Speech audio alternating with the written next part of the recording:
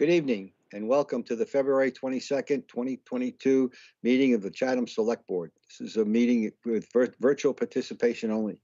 Please note this meeting is being recorded and will be available shortly hereafter for scheduled and on-demand viewing on any smartphone or tablet device.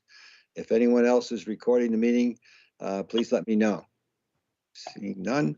Pursuant to Governor Baker's June 16, 2021 signing of an act relative to extending certain COVID-19 measures adopted during the state of emergency, including the extension of his March 12, 2020 order suspending certain provisions of the open meeting law, General Law, Chapter 30A, Section 20, until July 15, 2022, this meeting of the Chatham Select Board is being conducted via remote participation. Every effort will be made to ensure that the public can adequately access the proceedings as provided for in the order. A reminder that persons who would like to listen to this meeting while in progress may do so by calling the phone number 1-508-945-4410, and our conference ID is 134-208-476#, or join the meeting online via Microsoft Teams through the link in the posted agenda. While this is a live broadcast and simulcast on Channel 18, despite our best efforts, we may not be able to provide for real-time access. We will post a record of this meeting on the town's website as soon as possible. Okay, everyone.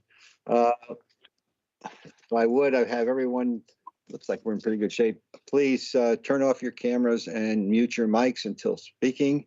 And let's start with a roll call. Start with Vice Chair Shireen Davis. Present. Present.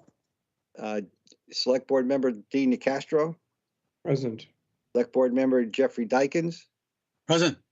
And the Chair, Peter Kokolas, is present. Corey Metters is unavailable tonight.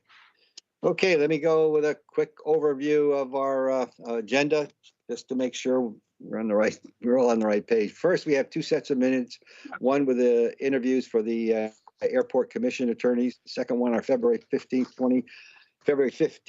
meeting. Then we'll have public announcements and agenda item requests. We'll then turn into our new business. The first thing up is Eversource update on the blizzard.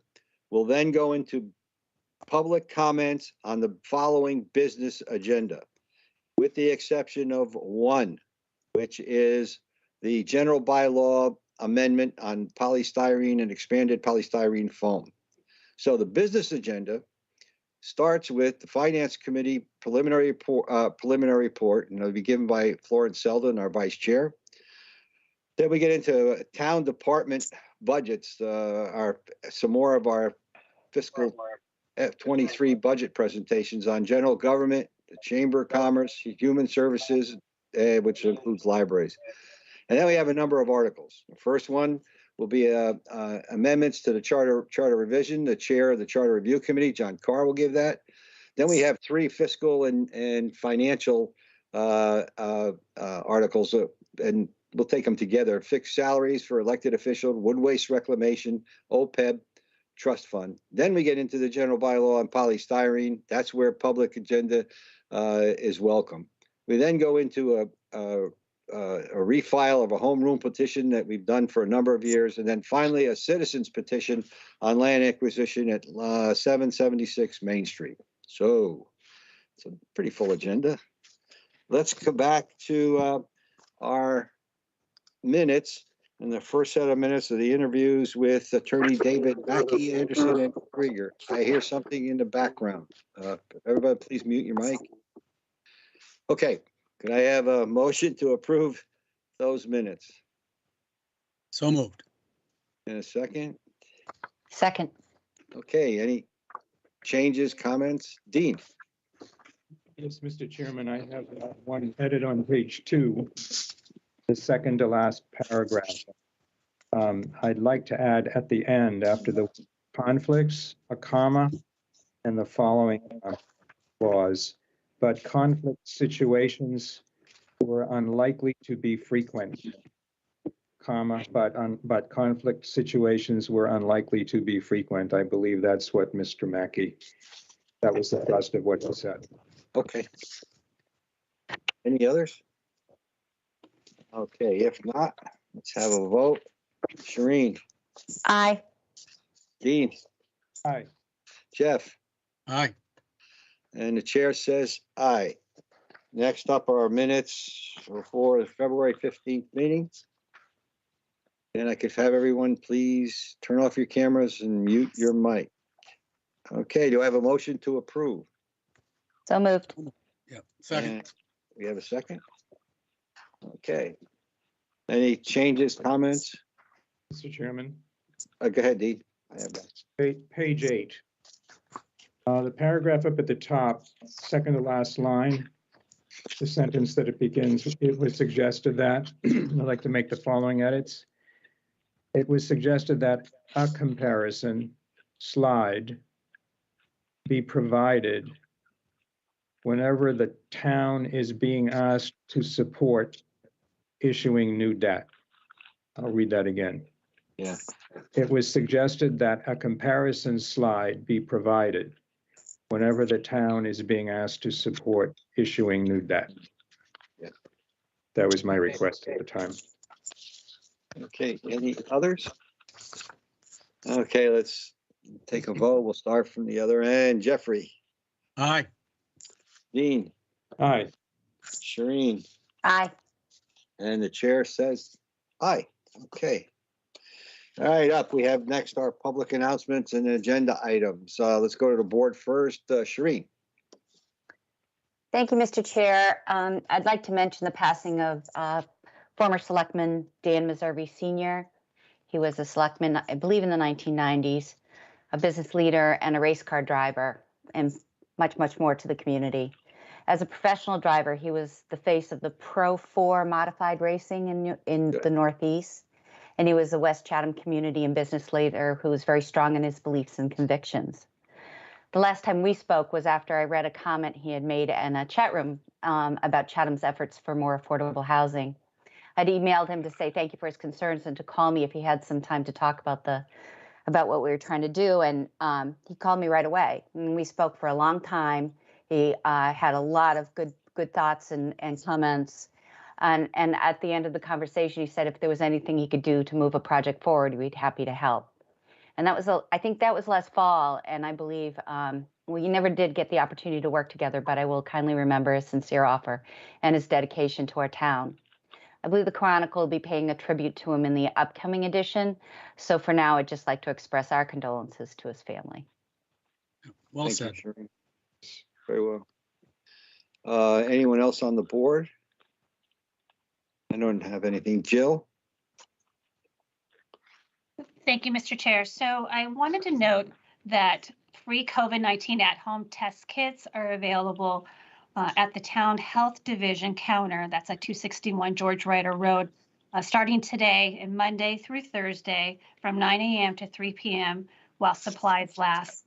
These tests were available last week at a drive-through participation event, and we have plenty left over. So if you weren't able to participate last week in the drive-through, stop by the Annex Health Division. We're giving away test kits that are 2 tests per kit, and only to Chatham residents or non-resident taxpayers. And proof of residency will be required in the form of a driver's license showing a Chatham address, real estate tax bill, or a long-term lease greater than 6 months at a Chatham address. Or if you have any questions about your residency, just bring what you have and the folks at the health division will be able to help you. So just a reminder, free COVID-19 at-home test kits available for distribution. Thank you. Thanks, Jill. Anyone in the public have any public announcements or agenda item requests?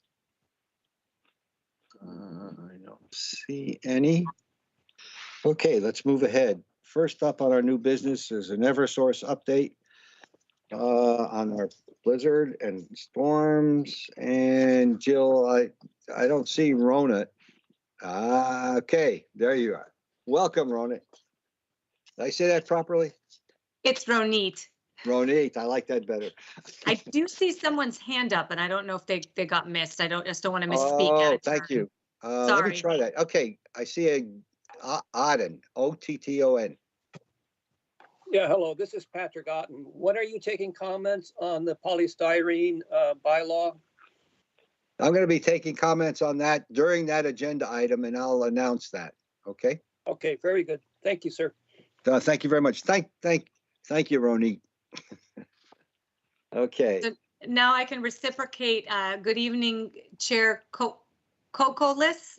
How do I say it? Kokolis? Kokolis. Kokolis and members of the board. Good evening, Jill. My name is Ronit Goldstein. I'm with Eversource Energy. I cover community relations for the utility. I cover the Cape and the island of Martha's Vineyard, and of course, that includes the town of Chatham. I'm here before you tonight. First, I want to thank you for having me on your agenda. And before I start, I'd like to thank your public safety officials, your police, your fire, your DPW, because, and I mean this with sincerity, we wouldn't be able to do what we do without what they do to help support us, you know, either it's by blue sky or by storm. They're, you know, our partners, our first responders in our support in the communities. So I'd like to kind of do a little shout out for them. But I do want to thank you for having me.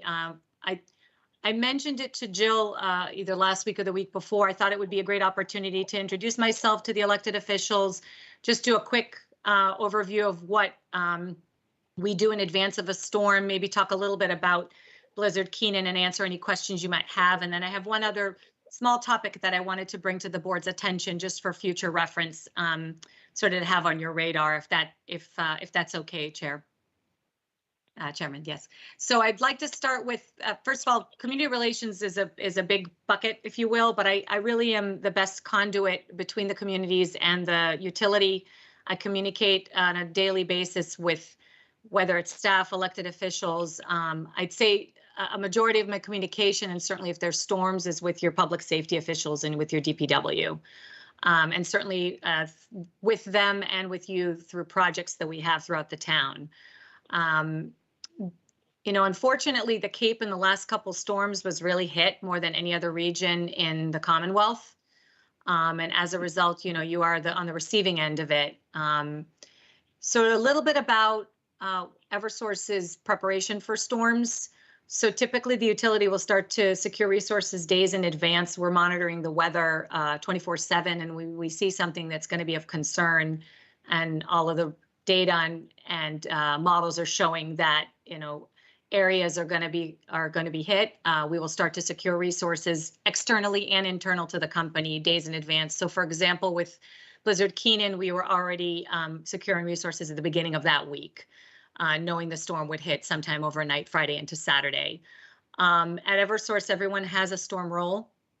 My role is similar to what I do by day. I communicate during storms with municipalities and with the region as a whole through the Barnstable County MAC, their multi-agency coordination center. We activated that Friday as of midnight. As of midnight on Friday the 28th, I believe it was. We activated a level 4 ERP that turned into a 3, I believe. And those that the company will designate a level of response and times of restoration based on trouble spots that we will predict based on the weather forecast. So really, in a nutshell, we plan for what the forecast tells us, but we really respond based on the impact of the storm, if that makes sense. And both with the October storm, which was very significant with over 150,000 customers out on the Cape alone, and then in this most recent storm, the blizzard, which was over 80,000 customers, you know, once the winds died down, that's what we had left, so to speak, mostly on the Cape again. Specific to Chatham, I know there may be questions, but I don't know if I should sort of kind of address them head on. I know there's probably a top few people's minds why Chatham was only restored sometime on Sunday. What happened that it didn't happen perhaps earlier, like other towns. So I will say, and I don't know if that is a question. Is that on anyone's mind from the board? I would think so. Yes. I would think so. Yeah. So I figure I'll kind of address it head on. If anybody has a need for more specifics, I can certainly address it. But I'm sure it goes without saying that the conditions of that last storm were extremely difficult. the winds were extremely high such that we could not even put a bucket in the sky, a bucket in the air until pretty much Saturday wasn't happening. We were only doing automated switching where that was available. And then we started, it was simply unsafe for our linemen to be up in buckets until late Saturday and early Sunday. Part of the restoration that impacted a good chunk of the town was related to an issue on a right-of-way. So access to that right-of-way that's fed from Orleans. So you have a line that runs from the Orleans substation into Chatham. It's the main feed. You have to patrol that line to find the fault. And what I mean by that is you can't drive at all because there's areas where you have to actually walk. So if you can imagine with 2 feet of snow, that was significantly difficult.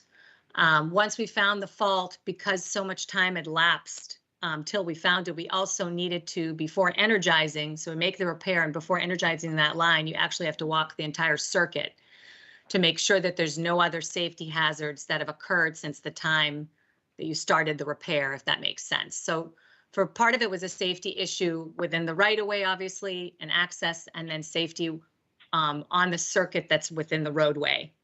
We recognize that the conditions were very challenging, probably for you as a municipality, trying to figure out whether you needed to open up sheltering.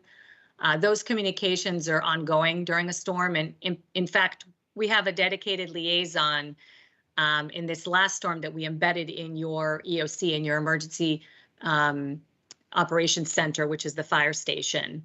I believe, I know there were issues at the fire station and she may have been working part of the time at the police station, but you did have a dedicated person that was communicating with your police and fire throughout. That's not something we always do, but it has been the trend in the last couple storms because of the severity. In normal storms, you have a liaison that's seated in our Yarmouth area work center. But like I said, in the last 2 storms, because of the severity and the need to really embed someone, we had someone there side by side with your public safety officials. So that's a little bit about the storm. I don't know if you want me to pause and see if there are any questions from the board on that matter, and then I can just proceed with one other topic that I think might be just important for you to be aware of. Okay, thank you, Ronnie. We'll have questions from the board. Unless you have something else you want to, I can open it up to the public right after that and see if there are any questions from them.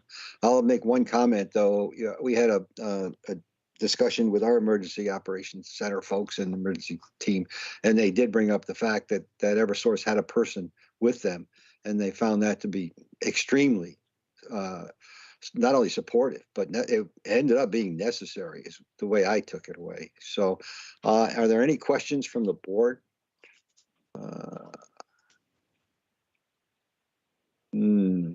Yes. I don't see any. How about from the public? I have a quick one. Jeff. Sure, See, Jeff. Ronnie, it's always struck me when you bring in the crews from outside, Cape Cod or even Massachusetts and New England, who ultimately pays for those crews coming in to clean up after the storms, those big storms that we get? You bring lots of crews, lots of resources from afar. Thanks. Yeah, well, that's part of the company's response. So, we're able to recover some of those costs through the Department of Public Utilities. I couldn't speak to, so they're considered part of the response. They're part of the company's response. Alone, we simply would not be able to restore power as quickly. So I should caveat that with that we do bring resources from other states that are Eversource crews. So in this last storm, we had both from Connecticut and from New Hampshire. Now, if they had a storm as well, we can't secure them until they're done with their own restoration. But we did have folks internal to Eversource that crossed, we're one company, so they cross state lines and they come and support us. But as far as the external, they're considered part of the company's response, and they certainly help to make things, to turn the lights back on more quickly. When you think about in terms of the severity, it's hard to think about it, but the conditions outside were much more severe than the October storm, even though there were less outages. And we brought people up in less than, from the onset of being able to get out there on Saturday afternoon, most folks were up and running within 24 hours. So I just have a quick follow-up as I was well. pretty surprised. I'm only saying Yeah. that because I was pretty astounded that that happened. Yeah, yeah. So I guess with the feed that you mentioned from Orleans, and maybe this is for the techies or the engineers, but with that feed, is Chatham any more vulnerable with that feed coming from Orleans, that main feed you mentioned? Is there anything we can do to shore that up? So yes, I'm glad. Thank you for mentioning that. We do have a multi-year project that we have identified. So that's one main feed, right? And a lot of, I shouldn't say a lot, but there are several circuits within town that are what's considered radial, which means they only go in one direction and they're not connected. The circuits are not connected. So when circuits are connected, you have more flexibility and more redundancy. Yep. With switches to feed people from different directions. And so what I've been told by engineering, and I don't have all of the details, but in the next 3 to 4 years, there will be a new line through Harwich. So it'll originate at the Harwich substation on Lothrop Ave, and it will be going down Route 28, and we're going to shore up and upgrade that entire circuit and create a second feed to Chatham, all the way to Chatham. So you'll have a redundancy. Good. Well, anything we could do to accelerate that would be really appreciated, Ronit. You know, we're out here at the elbow with a wind scream all the time. So yep, thanks. absolutely. And I always say that Chatham is the elbow. When people ask me what are the areas of the Cape, that's funny that you said the elbow, because I always reference that as the lower Cape being the elbow in Chatham. So we recognize that that is something that's already in our radar, something that's already in our plan. I just know it is going to be a multi-year because of the length of the line and the permitting involved. So Not to belabor this, but the wind screens from the southwest and the screens from the northeast. So we get it both ways. Thanks. That's right. That's right. Oops, I've got a cat that wants to get in the camera. Sorry. That's all right. Okay, thank you. I see Dean's hands up. Thank you, Peter. Hi, Ronit. I think we met once before. Yes, we did. Thank you for offering to come and talk with us. I just wanted to follow up on the Orleans connection. Does that feed cover the entire town of Chatham? In other words, is the whole town of Chatham dependent on that line? I can get back to you for sure, but it is my understanding that that's the main feed. So for that very reason, we want to create another feed to Chatham. And you know, there's some reliability benefits to the town of Harwich as well that have also been hit in these last storms. So that's the reason for that. So it's twofold. Does that make sense? Yeah. Yes, Okay. yeah. Thanks. That was my question. Thank you. Thank you, Dean. Okay, I see one hand from the public. Tom Sharkey. Hello. Hello, Tom. Send in my picture there and unmute. So yes, I'm a member of the public. I have more or less comments that I think people can relate to as questions when they hear what I have to say. But obviously, it was a difficult storm for us as residents of Chatham to be out of power for approximately 2 days with no heat, no food to cook. And I'm not that old, but I was concerned about elderly friends, et cetera, that are in town that had to hunker down as well. I'm very concerned about the utility doing preventive maintenance during the seasons when they can do that. And that, I'm guessing most of the problems that are caused by tree limbs knocking the power lines down. And there should be in place some plan, and I'm going to guess probably more specifically on that right of way, to make sure that those lines are clear and that we don't simply, when a storm occurs, go put the wires back up, go home and wait for the next storm to come and do it all over again. And that's what I feel is happening. I don't feel like anything's getting improved. And I think we need to address more preventive maintenance and perhaps more ideas along the ways of what can we do to harden the lines? Are there steps we can take to prevent trees from actually hitting the lines? Or can we take steps to harden the connectivity where the wires connect to certain circuits where they're protected from a tree hitting it? This is not 21st century technology I'm talking about. We're dealing with telephone poles that have been up since the 1800s, and yet we continue to rely on them for such an essential service that really, I think in this past storm, came down to life-threatening measures. And I thank you for listening to my comments. Thank you, Tom. Ronit? any Sure. comments? So a couple things, and thank you, Mr. Sharkey, for your comments. I appreciate your feedback. So with regard to the specific line, I don't know that it was tree limbs that caused the damage, so I should say that. That being said, since you mentioned vegetation management, our vegetation management group has an annual plan that's approved by the regulator. It's a Massachusetts entity that oversees the arbor management. They can cut and trim within a certain canopy around the lines, and they do so on a regular basis. They have a very robust program.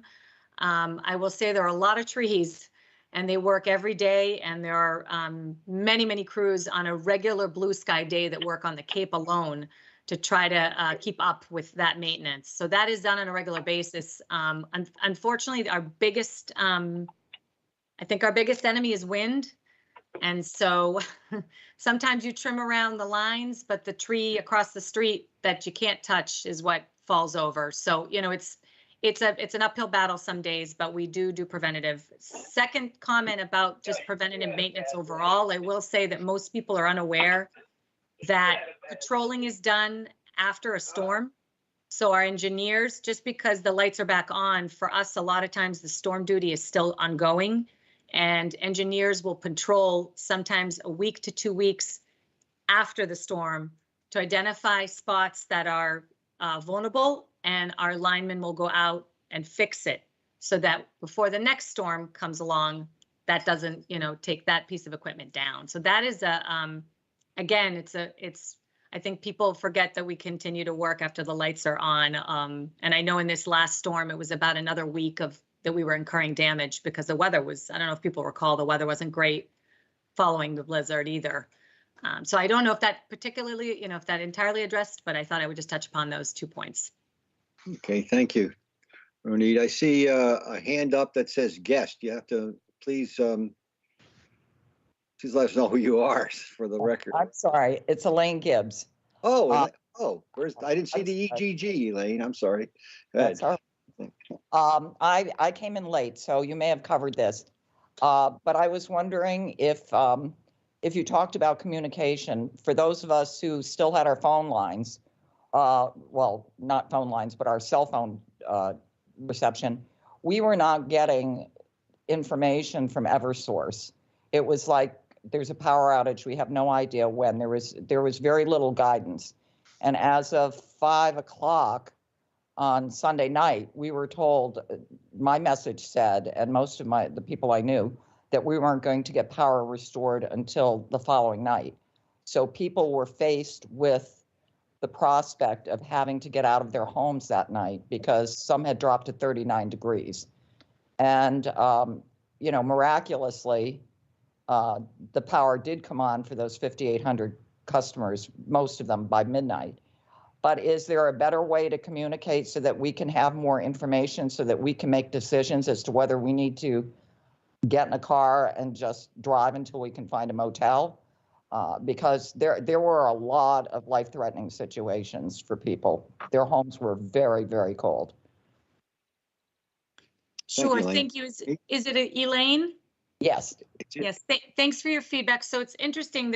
I've met with a number of town officials and boards, and some of the feedback is mixed, that other towns felt that we communicated too much and gave new estimated times of restoration every 2 hours, and that was not great. I think the short answer to your question is there's definitely a better way. The process is not simple because if we only base our notifications on what we have in front of the data we have in front of us. And if we don't know how long it's going to be, I'm surprised you didn't get any kind of notification like 4 to 6. Typically, they input that manually during a storm. So you should have received something to the effect, it sounds like you got the global estimated time of restoration, which was Monday, if I'm not mistaken. And so not to get kind of into the weeds of what happened, but the short answer is that there is a better way for us to communicate. I think we've got to find sort of a middle ground, because some people like a lot of communication. Some people prefer that we only tell them if we know all the facts. I think we've got to find a middle ground and give some sort of mid estimation. I think that probably would have been easier for you in this last storm. But that's something we're working on. We did get, to answer your question, I've given feedback internally that we've got to find a better approach, because we have ways of doing it.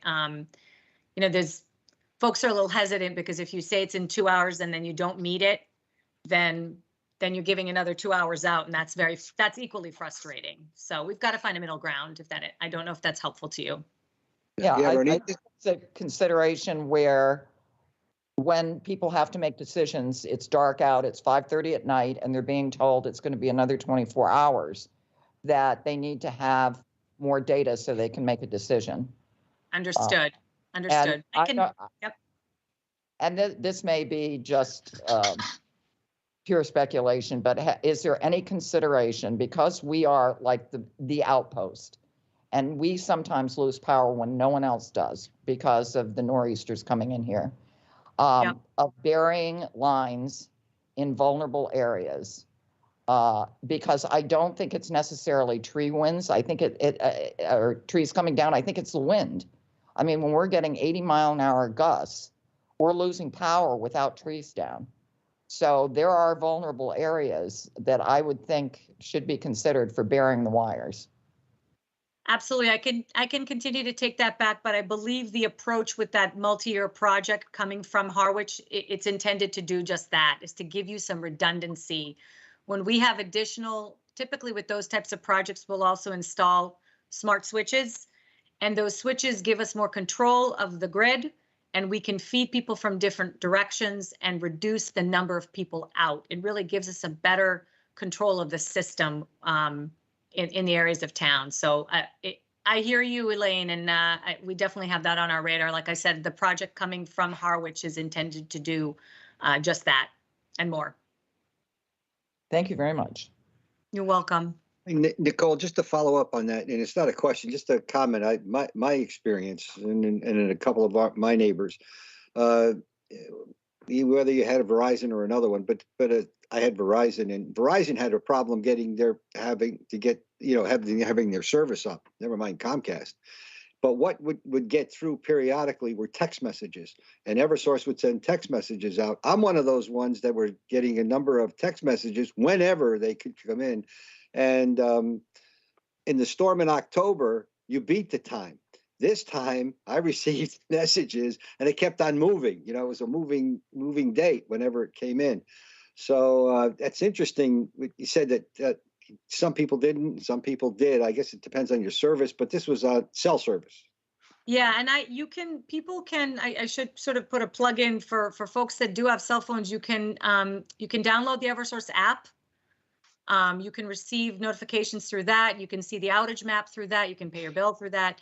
And you can also, through your account, you can choose how you want us to communicate with you. Is it email? Is it phone? Is it text? I'm an Eversource customer too. So when I'm out, I'll be doing storm duty and I get the texts from Eversource. Aside from being able to see it on my own screen, I get the notifications because that's how I chose to be communicated with. So. Okay, we have two more hands up. One is Nicole Stern, and then it looks like Elaine's back, but let's go to Nicole first.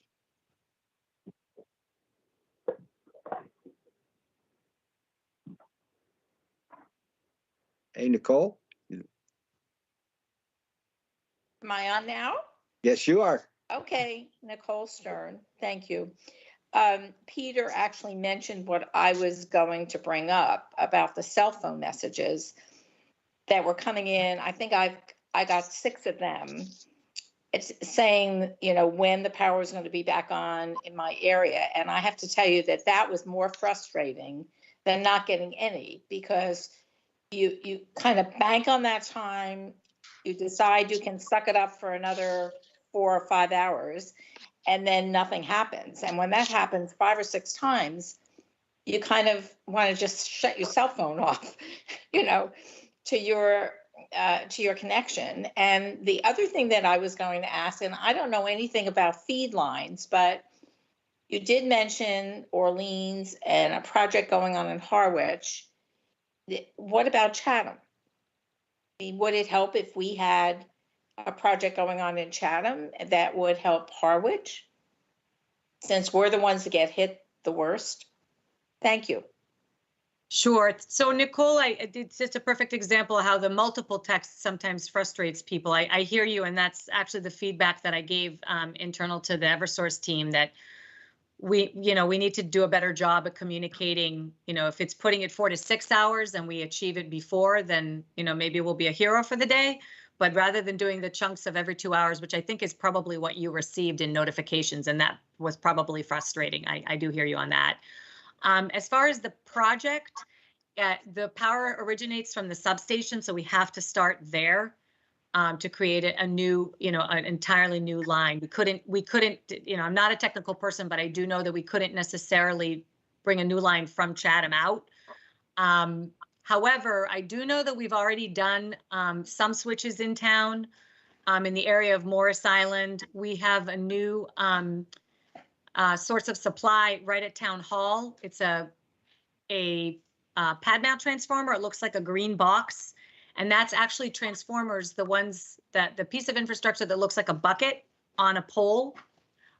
We put them encased in a big cabinet, and those are actually an additional feed and a redundancy in the area of the center of town. That's what that box is for, and that has been energized, I've been told, as of today. So if you've seen that green box in the parking lot, that's what it's for. It's to boost the energy, boost the electricity that's going to the center of town in that area, that whole circuit. And it's also creating a second feed, if you will. So we have more control over the number of customers that we can bring up during a storm. Maybe we need more of those in other locations in town, in neighborhoods. Absolutely. You know what? I will take that suggestion back if there's other ways. Our engineering lead is a big proponent of those types, siting and constructing those types of projects where we can, where there's available space to put them. It is a great way to improve the power quality and experience for the customer, for sure. Okay, thank you. Thank You're you, Nicole. welcome. Board member Shireen. Thanks, Peter. Ronit, thank you for the update. It was very informative. Appreciate it. I think that what I was hearing from some folks is we do have like 58% of our residents in the town of Chatham are elder senior citizens. But what I'm hearing from people is the ability to be able to make some sort of decision as time goes on in the day. During the daytime, everybody, it's less scary. So when nighttime starts to come and people need to make some decisions, I don't know if there's a communication formula that could be worked out to sort of give people somewhat of a heads up that it might be through the night, or more frequent updates leading up to dark that may be able to be more reassuring, or give the residents and customers the capability of being able to make an informed decision if they do have to leave their home and go someplace else. But I thank you very much. Sure, and that makes sense. I will take that back for sure. Okay, thanks, Shireen. Dave Pasquale, Chief, welcome. This is our fire chief.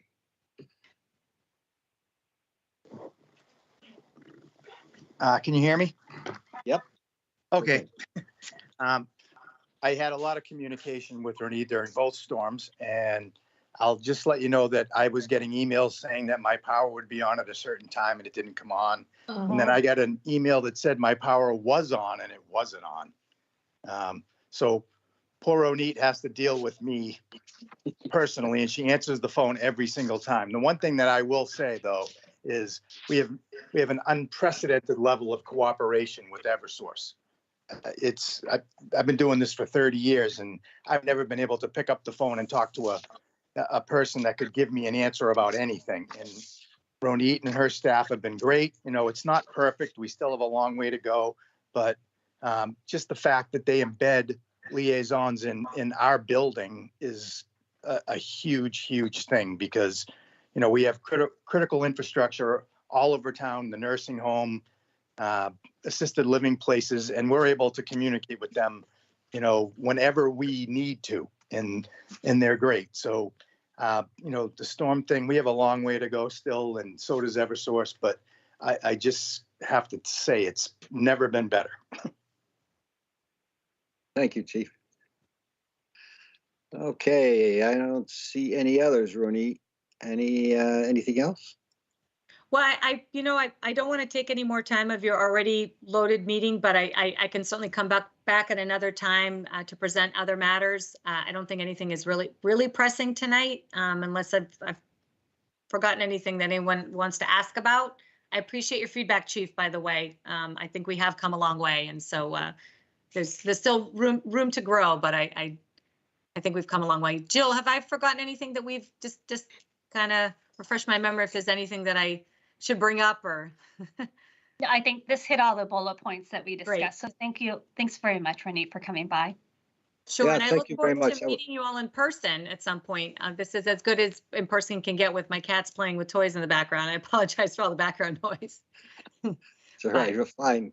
Thank you very much. That was very informative, and rest assured, we'll call you back. I look forward to it. I'll see you very soon. Thank you for having me again. Oh, you bet. Before we move on, I do have to go back. I missed Jill, who has a comment for a public comment. And before I go on, everybody take a look at your screen. And if your video is on, please shut your camera off because we can see everything you're doing. Thank you. Thank you. Jill? Yeah, Good. thank you, Mr. Chair. I did want to note another passing of a community member, Ramona McDonald, that was included in our main sheet. And Ramona was the administrative assistant to the Board of Selectmen and the town manager from 1987 until her retirement in 2011, shortly after I arrived. She was also the licensing agent and was married to former building commissioner Kevin McDonald, who predeceased her. So just wanted to note for Ramona and her family and her friends that she's definitely in our thoughts. Thank you. Thank you, Jill. Okay, we now have public comments for our business agenda, with the exception of the polystyrene and styrofoam. If there are any comments that have to do with, our town budgets, our annual town meeting reviews, refile of a home petition or a citizen's petition on land acquisition. So, any public comments on our business agenda? I don't see any. Okay. First up is Finance Committee review or their initial perspectives on the FY23 budget. And I'm looking for Florence. Florence was on previously. I'm here. There you are. Okay, thank you, Florence. I'm muted. Thank you, Mr. Chairman. Since January 27th, the Finance Committee has been reviewing the operating and capital budgets as was sent to them from your board. We met with department heads and asked a lot of questions. We got a lot of answers. They're always very cooperative.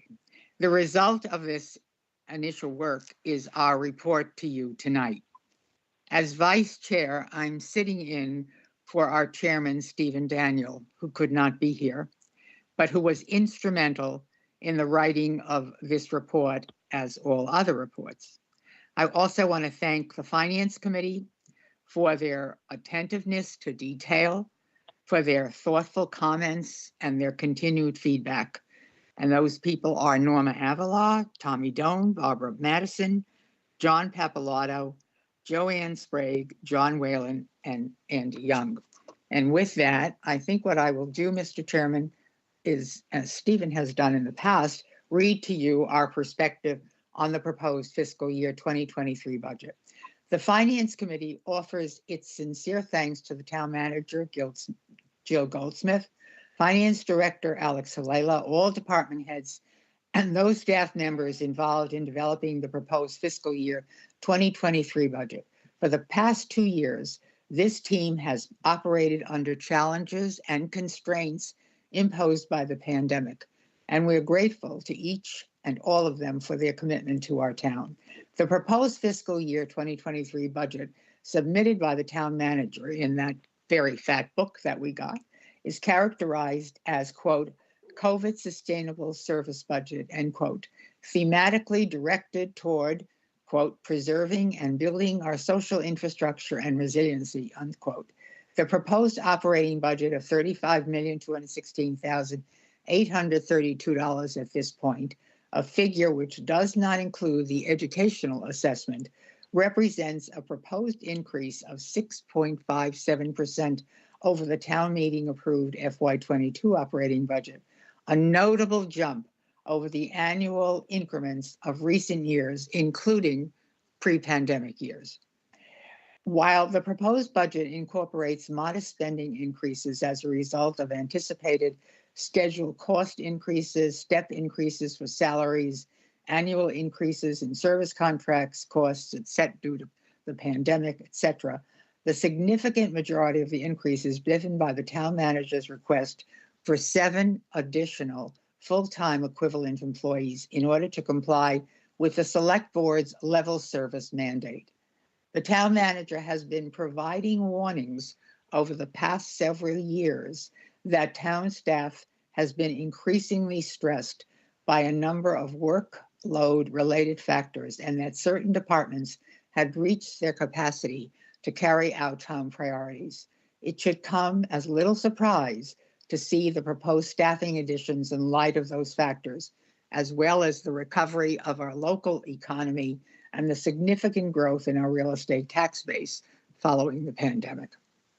In proposing the addition of 7 full-time employees, we think it vitally important that both the town manager and the select board make to their constituents, us, the taxpayers, a concise, articulate, and compelling case for each of the new hires. In general, we believe that this has been done, though we also believe that some cases have been made better than others. As we talked to the department heads, we were able to get this. We acknowledge the value and importance in adding 2 incremental firefighter EMTs, bringing to 4 the number of fully staffed shifts. We will have 7 personnel shifts at the fire department. As we noted in our review last year, the call firefighter model the department used and upon which our community depended has long been unreliable. Adding these 2 positions will be a benefit to and an asset to the safety of our community, and that's what we're about. Further, the efficiencies to be found in adding a part-time assistant, administrative assistant, to allow the fire chief and deputy chief to focus on the more important elements of their responsibilities seem obvious. The committee supports the hiring of a housing and sustainability director in the belief and hope that the position will contribute materially and promptly to Chatham's efforts to develop desperately needed housing solutions. With respect to the efficiency sought by both the proposed DPW hires and the recently filed administrative order calling for the development of a Department of Community Services, the Finance Committee will look to see evidence in the next year or 2 that these desired outcomes have been achieved by the reorganization and the incremental staff. It's less clear that the case has been articulately made for an additional hire in the IT department. That's not to say that the proposed hire is not justified, rather that there was a sense to us that the case for the new hire had not been as clearly and compellingly made as the others. In the final analysis, the Finance Committee is willing to support the request for 7 additional municipal employees with the expectation that the presumed efficiencies and outcomes will be met and that both our town employees and the consumers of municipal services will benefit from the additional. And this was everybody. It was unanimous. To be very clear, we do not do this lightly, but only after concurrence on the committee that compelling cases have generally been made for the additional hires. Observers of the work of this committee will note this support is rather in opposition to our historic stance on additional hiring. We will hasten to add that departments benefiting from these new hires should expect little appetite from the Finance Committee for incremental staff additions in the foreseeable future. In short, the Finance Committee supports the town manager's proposed operating budget as submitted. And regarding the proposed in-budget capital spending, as opposed to standalone warrant-based capital spending and CPA-related spending, which we will see later, we note that the proposed $2,361,100 spend, 6.2% of the operating budget, falls well within the town's financial management policy, which we applaud. Then a couple of things, a scan of the horizon, whether due to decisions made by or cards dealt to the select board.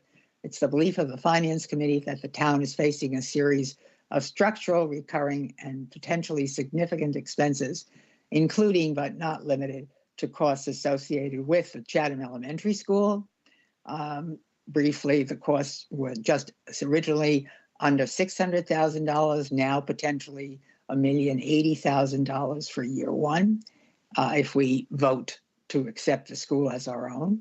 Dredging, the town spent just over $1,600,000 on dredging projects over the FY 19-20-21, including both general and grant funds.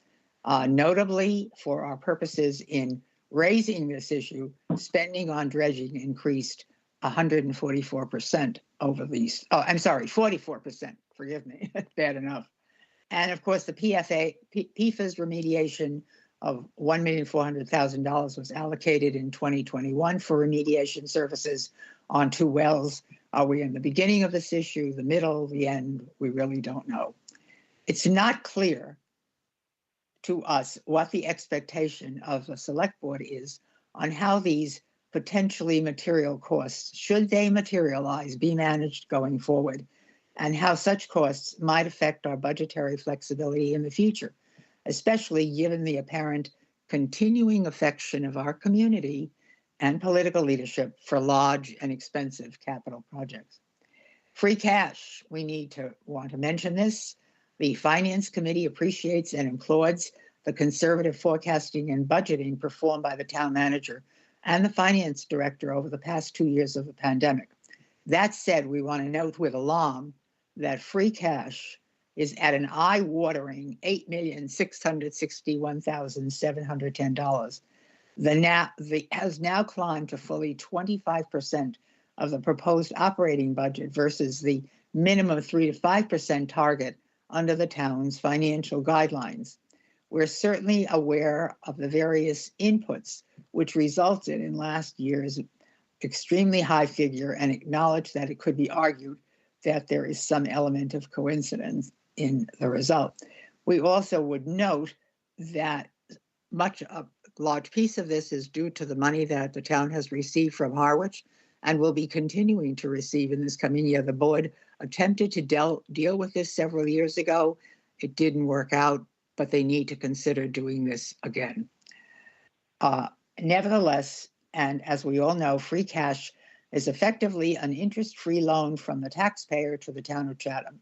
We have previously made the observation that there's been a tendency for the free cash balance to stray far from what the Finance Committee believes is appropriate and justified. We understand that the credit rating agencies are fond of free cash and that we have been through the financial uncertainties of the pandemic. But we believe that balance needs to be restored going forward. And free cash should not be a budgetary slush fund for policymakers to use as they wish. We also noted there's quite a paragraph here on generators. I won't read all of it, but members of the Finance Committee were struck by and concerned with the generator failures of 2 of the town's mission-critical facilities during our recent blizzard. The failures hint at the existence of a potentially systemic issue around how the town selects and manages its fleet of generators. And in his presentation to the committee, the fire chief noted his request for a significant percentage increase in additional budgetary authority to remedy the equipment failure at the fire station. We strongly urge the town manager and the select board to cause to be undertaken a survey of the generators in the town's inventory, both fixed and mobile, to determine if the town is properly equipped with generators in the first instance and what appropriate maintenance measures need to be taken. And is there some department or individual responsible for overseeing all of the generators? And back to our waterfront infrastructure bill, which we have mentioned before, but we continue to feel necessary to mention again. In last year's version of the document, we made reference to town meeting's passage in 2017 of an $11,300,000 bond to fund a series of waterfront projects. We wish to strongly reiterate our perspective that the proposed projects should be completed within the bonded amount approved by the taxpayers at town meeting, and that an attempt to seek incremental funding for these projects will not be viewed favorably by the committee as a whole. Rather than seeking more funding, we would look for projects to be eliminated or reduced in scale and cost. And final, and Crowell Road, we talked about this before. We don't want to sound like a broken record, but the Finance Committee continues to be staunch opponents of town and state efforts to material reconfigure the Crowell Road intersection, though we would likely be supportive of modest improvements, including an emergency vehicle signal preemption system for controlling the lights at the intersection. We note the ongoing planning and design work by the town, the state, and our consultants, as well as anticipated FY26 state and federal funding of $3,200,000, and can only wonder, with all the issues, projects, initiatives, and costs that the town is facing in the foreseeable future, why the select board has continued to pursue this, what we consider to be ill-conceived project. And then finally, just a bit of a errata. Lastly, on a minor but still annoying scale side of the budget, the Finance Committee understands that the phrase "with no impact on the tax rate" is used by town officials as a shorthand way of saying that funds for a specific undertaking are not resulting from the application of the tax rate to the billfold of the taxpayer in the current fiscal year. Nevertheless, we think the characterization is misleading and argue for its discontinuance. And finally, the Finance Committee looks forward to continuing to work collaboratively with the town manager, the finance director, and the select board in reviewing the budget, as well as proposed articles for the town meeting warrant in the coming months. And we hope that this initial report will be helpful for your work. And thank you so much, Mr. Kokolas, for allowing me to speak.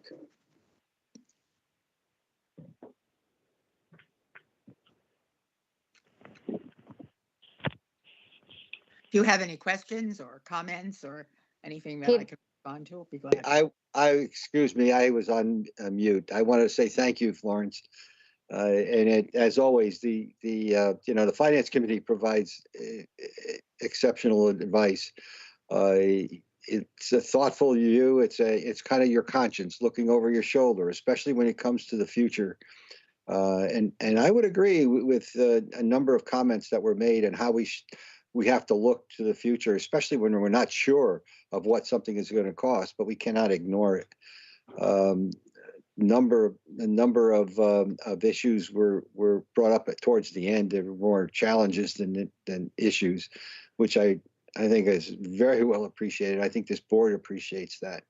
Let me see if anyone on the board have any other comments or questions. Just it's well written, and you guys do a great job. Jeff. Yeah, thanks, Peter, and thank you, Florence. Nice to see you. And I thank the FinCom and Stephen for his articulate summary as always. I appreciate it. I did hear you. You said it was a unanimous vote at the FinCom to support the operating and capital budget. Did I hear that correctly? Yeah, we didn't take a vote, but it was concurrence. I went around and asked everybody if they supported it, and they did. Yeah, good. And then I'll echo our chair's comments about, always like Stephen scanning the horizon and the FinCom scanning the horizon as well. And the challenges that you guys raised are not lost on us, and the challenges from our perspective and purview, our perch, I should say, this elementary school support and PFAS and dredging. I wish I had a magic wand for dredging. It seems like you're just throwing good money after bad all the time, but sand does move, and we've got plenty of it.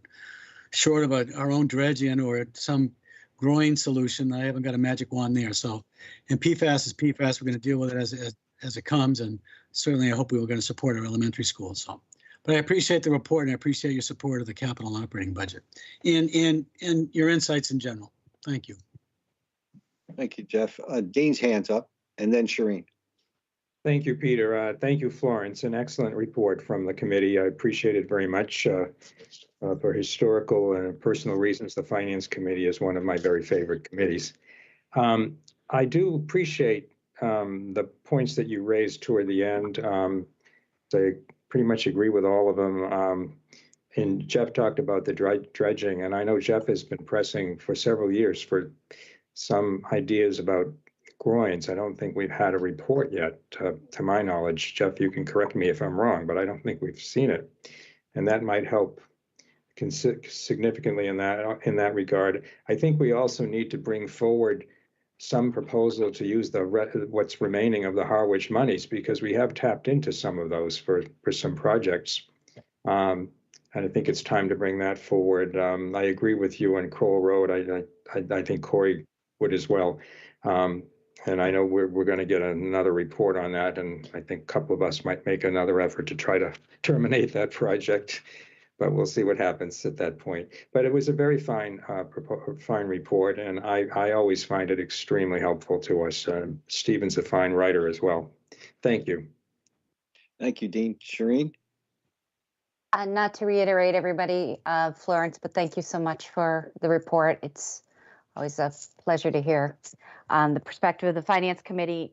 The PFAS issue, boy, we didn't see that coming at all, though in some of our goals and objectives, just so that the Finance Committee knows, we did talk about a bigger master plan for our water, and going forward, we need to look at that in a little more cohesive way. And as far as the elementary school is, well, we all know what challenges we're dealing with here and the battle we're facing with, trying to retain people within the community. And sometimes the decisions are made based on the bigger picture, and the cost is it's a tough thing to swallow. But I believe the selectmen went through and vetted quite a bit the community on what they thought that we were looking for, as far as an enhancement on that side of it is. But as far as the, I'm really happy to hear that you're supportive of the employee hires, and I know that that's not the biggest deal for you guys. It's not something that you want to see coming forward because of the bigger, longer picture of costs. But thank you very much, and we'll move forward with consideration of your comments. Yeah, thank you, Shireen. And just a comment on Kroll Road. Our decision was by a narrow vote to move ahead to finish off the 25% engineering study. I think it was 25%, and then to have it come back and then make a final decision. So we really haven't. Correct. That's correct, Mr. Chairman. Thank you. So that's it. Anyway, Florence, thank you so much. You have anything else? No, thank you very much. And we will continue to do our work. There are departments yet to be heard from, and of course, all of the warrant articles and capital projects outside the standalone articles. So thank you again. Thanks. Thank you, Shireen. Florence. Okay. We now move into our town FY 2023 budget presentation. We're catching up on a couple of areas of general government, Chamber of Commerce, and Human Services. And Alex, it's over to you. Yes, good evening, Mr. Chair and members of the board. And thank you to the Finance Committee for the report. I know that the town manager and I always look forward to seeing that report and then addressing the issues that the Finance Committee has brought up in their initial thoughts to the board. Excuse me. Tonight, we're looking at some of the final You've looked at the DPW, the Natural Resources Departments, some of the larger departments. So tonight we're looking at general government, the Chamber of Commerce, which is actually under the Community Development Department, and then the Community and Social Services and/or Human Services Department, which includes the library and the Veterans Department, as well as some of the smaller budgets. So I do have a short PowerPoint to follow along with, and I will share my screen right now if I may.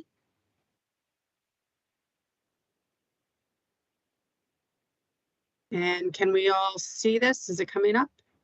It looks like it's trying. There it is. Yep. Okay. Oh, and it's FY 2023 budget review and updates, not 2022. Sorry.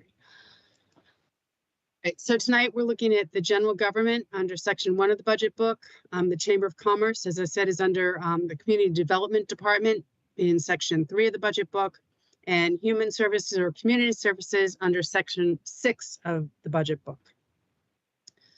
I'm going to jump right into general government, which is presented a little bit different from what's in your budget book, and that was due to filling a vacancy that has different step dates as was projected when we first presented the budget back in January. So very slight difference, only about $1,000. And this is made up of the different divisions of the town manager, human resources, accounting, assessing, treasurer collector, information technologies, the town clerk, and elections. So sort of those administrative and financial budgets, as well as the smaller budgets of the town moderator, the finance committee, legal budget, while not small, is contracted services, the annual audit for our outside auditors, summer residence advisory committee, and the parking clerk. So moving right ahead, I'd just like to point out some items of note of changes to FY 2022. And this is what we've done in the past, is just let you know where the major changes are from the current fiscal year budget. So in the town manager's budget, there's increase to communications of $15,000. And that is again that budget covers all the communications town-wide for every single department. Our legal budget is increasing by $25,000. And again, if we look back at previous years, and then also town council has not raised their cost of service to town for the 6 years that we've had them. So they are raising them for FY 2023. So we feel an increase is necessary there. Pointing out information technology. So again, everything technical. $140,247, of which one is the new full-time equivalent for another media assistant, who would also be helping to assist in the IT department. And that's a $46,020 increase for that position. And I'll address that a little bit more in detail. And then purchase of service for the contracts under IT. Again, this is all our software contracts, and as we put more things online, they will this budget will increase, as well as the increases from our contractors for these services. And then there's some small increases in contractual wages and supplies.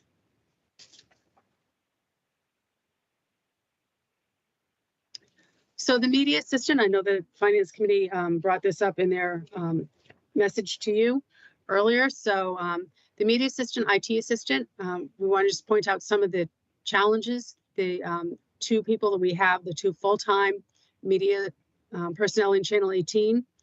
Right now, the town has over 30 boards and committees that meet monthly.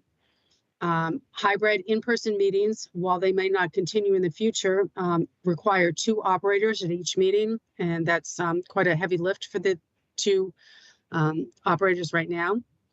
The community center now has capability for live broadcasts, which will require a dedicated person to staff that. We've been doing recruiting videos for the various departments, and also some of the special event videos, such as the video that the chair and a member of the Finance Committee did for the Veterans Day. And just to point out what some of the duties of the media assistant, they would operate the video production equipment during live production, schedules recording meetings for rebroadcast. And again, with all the meetings that we have, there's a lot of meetings that need to be rebroadcast on Channel 18. maintains the community bulletin board on Channel 18, ensures meeting rooms are prepared for recording, confirms functionality of the AV recording system, laptop presentation, and other systems. We archive all the recorded meetings. We perform creative and technical video editing, and any other job duties as necessary. And we're also looking to provide assistance to the IT department, information technology, as our online capabilities are increasing every day and becoming more and more robust. So just some of the justification for that additional person that the Finance Committee had raised as a concern that they had not heard all of this. So again, moving on from the IT elections, the elections budget is going up, and that is directly related to the number of elections in a calendar year. And then the sticker permit office, which is located downstairs at the annex, again, seasonal staffing to staff that office, and it will be all new staff next year. So we're looking at hiring staff to staff that and provide additional hours, particularly on Saturdays and after hours on Fridays, to better serve the public. So I'm going to take a break right now if you have any questions. Let's see, I don't have anyone else from the board? Looks like you're okay, Alex. Go ahead. Oh, okay. Oh, I will. sorry. Oh. Jeff? No, I'm good. I'm good. Okay, Okay. thank you. All right. I will go back. And we have the Chamber of Commerce. So let me get to this.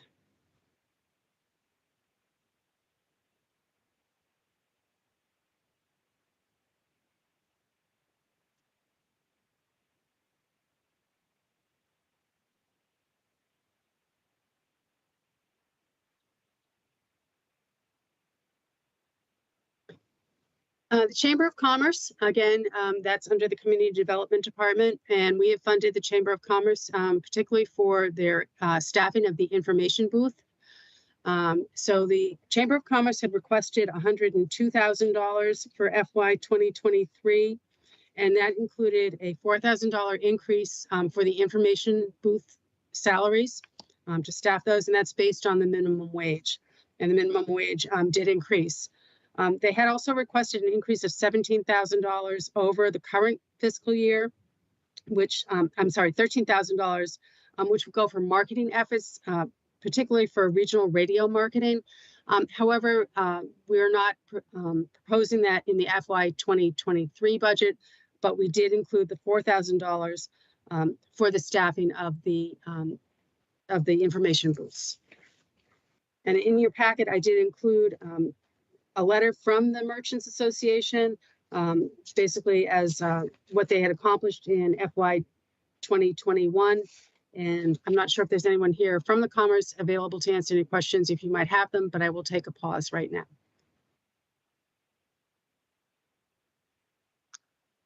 And I don't see any hands up.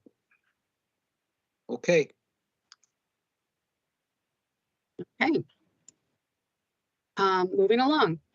So community and social services, also known as human services, again covers, it's presented at $1,475,377. This encompasses the divisions of the Council on Aging, Veteran Services, Human Services, the libraries, public ceremonies, other public events, and the Railroad Museum. I've noted Human Services has an asterisk here because the amount in your budget book is incorrect. So it's actually a decrease from what was presented in your budget book. So $307,807 is presented for Human Services, and that will cover 17 organizations in addition to the Chatham Child Care Voucher Program, which is presented as a separate article. And I have those listed here. I'm not sure how well you can see this. Excuse me. So again, Human Services budget is presented at $307,807, and that covers 17 different organizations for FY 2023. And the process for the Human Services budget is each year the Human Services Committee will issue a request for proposals from the different service providers to the town. And if they don't respond, the committee has been, by a certain deadline, the committee has been very strict at making sure they respond by a certain deadline so they can do a thorough research of all the different providers and make recommendations to the town manager as to what to provide. And I see Selectman Nicastro has his hand up. Go ahead, Dean. Yes. Thank you, Alex. I had a comment and a question. Let me ask the question first. On the Human Services budget, and I know that we all know that the Human Services Committee does great work. On the Monomoy Community Services, there is a requested decrease of $25,000. You know what? I'm looking at the chart at the end of your handout, this document. So I'm wondering what the explanation is for that. So a significant drop from 190 to 165,000. That's a very good question. Yes, the Monomoy Community Services had requested an increase last year, specifically due to COVID and the impact that was on their budget. And they said at that time that it was a one-time increase, and they have gone back to their level from FY 2021. So it was at their request to reduce their budget to 165,000. They only needed that one-time increase. Okay, I see Randy Potash's hand was up. I don't know if she wants to comment on that, Mr. Chairman. If not, I do have a comment on something else. Yeah, I had a similar question to you, but is Ann, I missed her hand. Ann, do you want to speak? Yes, yes. Randy. This is Ann Wade, and Randy, I'm the right, chair. I'm sorry. Yep. That's okay. And I just wanted to reiterate what Alex said. It was a $25,000 one-year request, and then this year they took it back, and it had to do with COVID and what they were doing. So that's why there's a $25,000 decrease. Okay. Thank you for the explanation. So my comment has to do with the Eldritch Public Library budget, 630,000, and I just wanted to say I very much support it. I suspect the rest of the board supports it as well. The library, like everyone else, had a difficult time during COVID. They have reopened. There's still some mask wearing that's required, but the library is almost fully operational, I think. And I know that Amy, the director, is Amy Andreessen, is on logged in here if she wants to comment on it. But I very much support it. I'm glad that the town manager is recommending what the library has requested. Thank you. Thank you, Dean. Let's see. I think Jeff is first, and then Shireen. Yeah, thank you, Mr. Chairman. And I just had a quick question on some of the Outer Cape Health Services. We budgeted 43,000 last year, and we're budgeting 25 this year. I just was wondering if Ian or Randy are a notion on Outer Cape Health Services. Through the first 6 months of this fiscal year, they've spent about 11,000, 10,750. I just wondered how we arrived at the 25,000 figure. That's all. Thank you. Any comments, Randy? Okay. All right, let me go over to Shireen. We'll try and get an answer, Jeff. Thank you. Yeah, it's just similar to that. Is there are other deductions within the budget, and I was just wondering if they were the rationale was COVID, that they were one-time COVID related amounts of money that weren't necessary anymore. Okay, I see hands up. Okay. And I see Randy's hands up also. I would defer. Hi, this is Randy Potash. Good evening, folks. Okay. Did you hear the question that Jeff had? Yes. Okay, go ahead. Yeah, well, a lot of the reductions were due to the fact that we really do investigate if they are servicing Chatham people, and sometimes there are not as many people as that they serviced the year before. So we are very clear about how that works, and we are very clear about carefully reviewing all the agencies to make sure that they are in fact servicing Chatham people. So that might be some of the problem of what you're looking at. There's also some increases that were caused by the COVID and how people had to rework their systems. But it seems to be leveling off a little bit this year. So hopefully next year we'll be back to normal. Does that answer Thank you. anybody's questions? It Yeah, does for me. I appreciate it. Thanks. Yeah, it does for me as well. Thank you, Ian. Thank you. Okay. Okay, and I see Ann's hand up. You still want to speak, Ann? I thought I took it down. Sorry. Oh, that's okay. That's fine. And let's see. Let me go back to Alex. Yes, thank you. I'd just like to point out that for the Outer Cape Health Services, because Gosnold did not utilize their funding for FY 2022, the Human Services Committee allocated that to Outer Cape Health Services last year, or for the current fiscal year. So that's the difference between the 43,000 and the 25,000.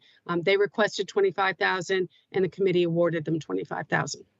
All right, thank you, Alex. Very helpful. Thank you. Thanks, Alex. Anything else? I don't see any other hands up. You can continue, Alex. And just to go over again, the Chatham Public Libraries, the 630,000 is for the 2 libraries, the Eldritch Public Library, which has requested I believe it's a 2.5% increase this year, and the South Chatham Public Library, which requested an increase of almost 75%. However, we've cut that down a little bit, so it's covering the necessary needs that they have. It's been funded at, it was funded at 5,100 for many, many years. We increased it a couple of years ago to 5,600. And this year we're raising it up to 7,500, almost a 34% increase over their current funding to help them meet their needs. And then moving on, we have the public ceremonies, which covers the Independence Day parades, as well as the Memorial Day and Veterans Day celebrations. Other public events are the Chatham Band, level funded, and the Railroad Museum, which is funded through the receipts for reserved account at $1,500. And any money that's left over in that will go back to that account. So I didn't really touch upon the Council on Aging much. I think we've talked about that quite a bit when we were talking about the administrative order and how to best staff that. And that is the increase for the, that results in the increase in the Council on Aging budget. But we're happy to answer any questions if you might have them. Okay. Thanks, Alex. Anyone from the board? I don't see any.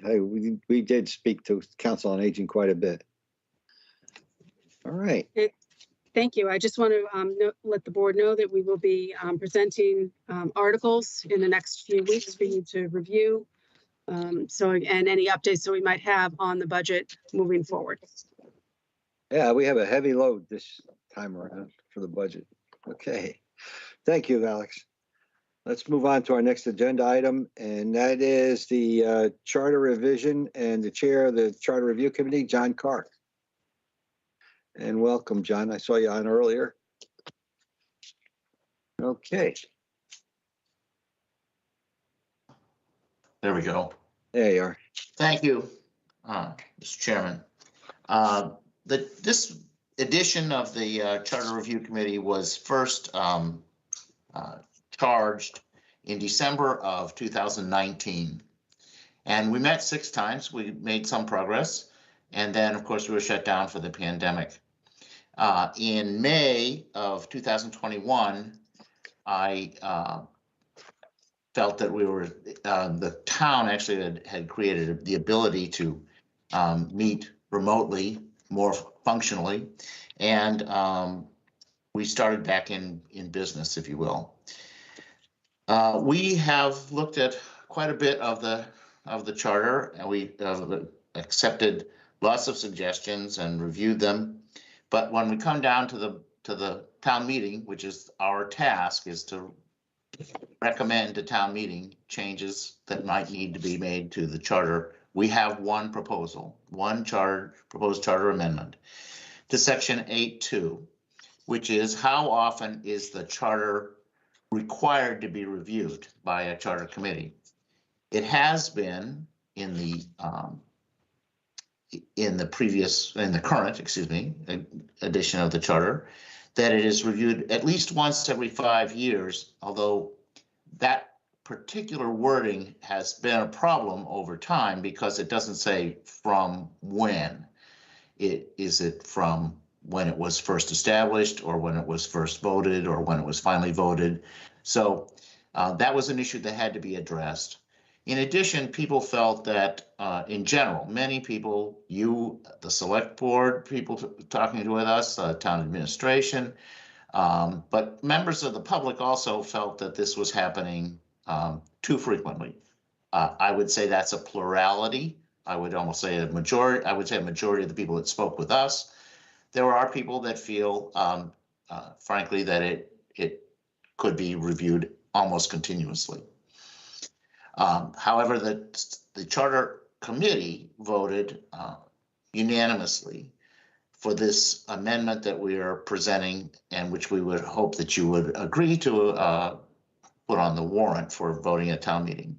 And that is, to be very specific, that in each year ending in a 0, beginning with the year 2030, a special committee shall be appointed by the select board for the purpose of reviewing the provisions of the charter and shall have the title of Charter Review Committee.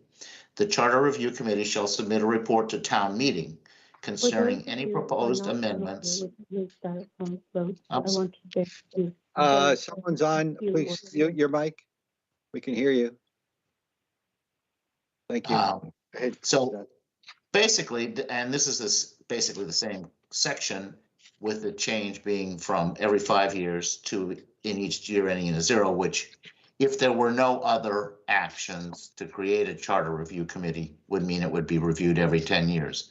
As you know, there are other mechanisms. If there's something that's going on that people really feel the charter needs to be looked at in the situation, some situation that has occurred that changes the way the town needs to be operated, both individuals and the select board can trigger a charter review separately from this automatic, if you will, charter. So that's the proposal. That the time span at a maximum would be 10 years, and that it's very clear in what year it starts. Any questions about that? We can. Thank you, John. Any questions from the board? That's pretty clear to me. I mean, Gene. Thank you, Peter. Thank you, John. I commend the committee on this proposal. You identified the real problems that existed with respect to 8.2, namely the frequency issue and the trigger issue. And I think you've come up with a very creative, you and your committee have come up with a very creative solution for it. So I'm going to be very supportive of placing this on the warrant. I'm not even sure we are obligated. I think it automatically may go on the warrant anyway, but probably can take that vote and to recommend it to town meeting. That's where I stand on it. But I think it's a good. Thank you, Dean. I agree. Let's see, Jeffrey, then Shireen.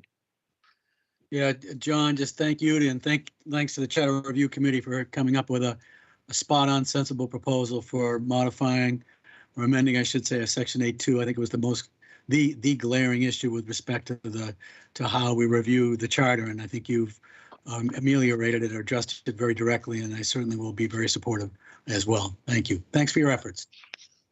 Thank you, Shireen. Again, thank you for your efforts, John, and the committee.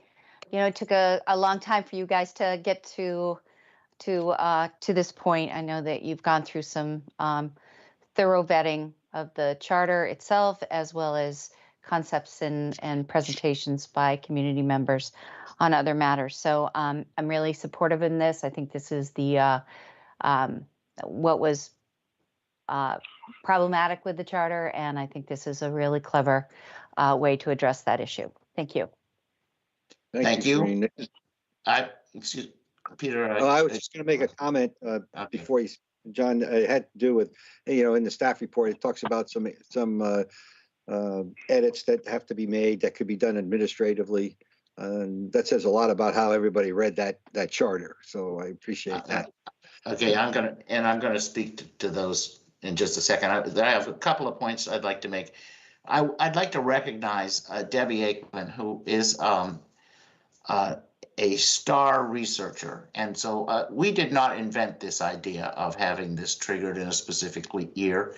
She discovered it in some other towns in the Commonwealth, a couple. It's not a common way. And so we, with a lot of discussion, because almost everything on the committee took a lot of discussion. I would just want to recognize that work that this is not the only place where she went out and looked at what was happening in the rest of the world.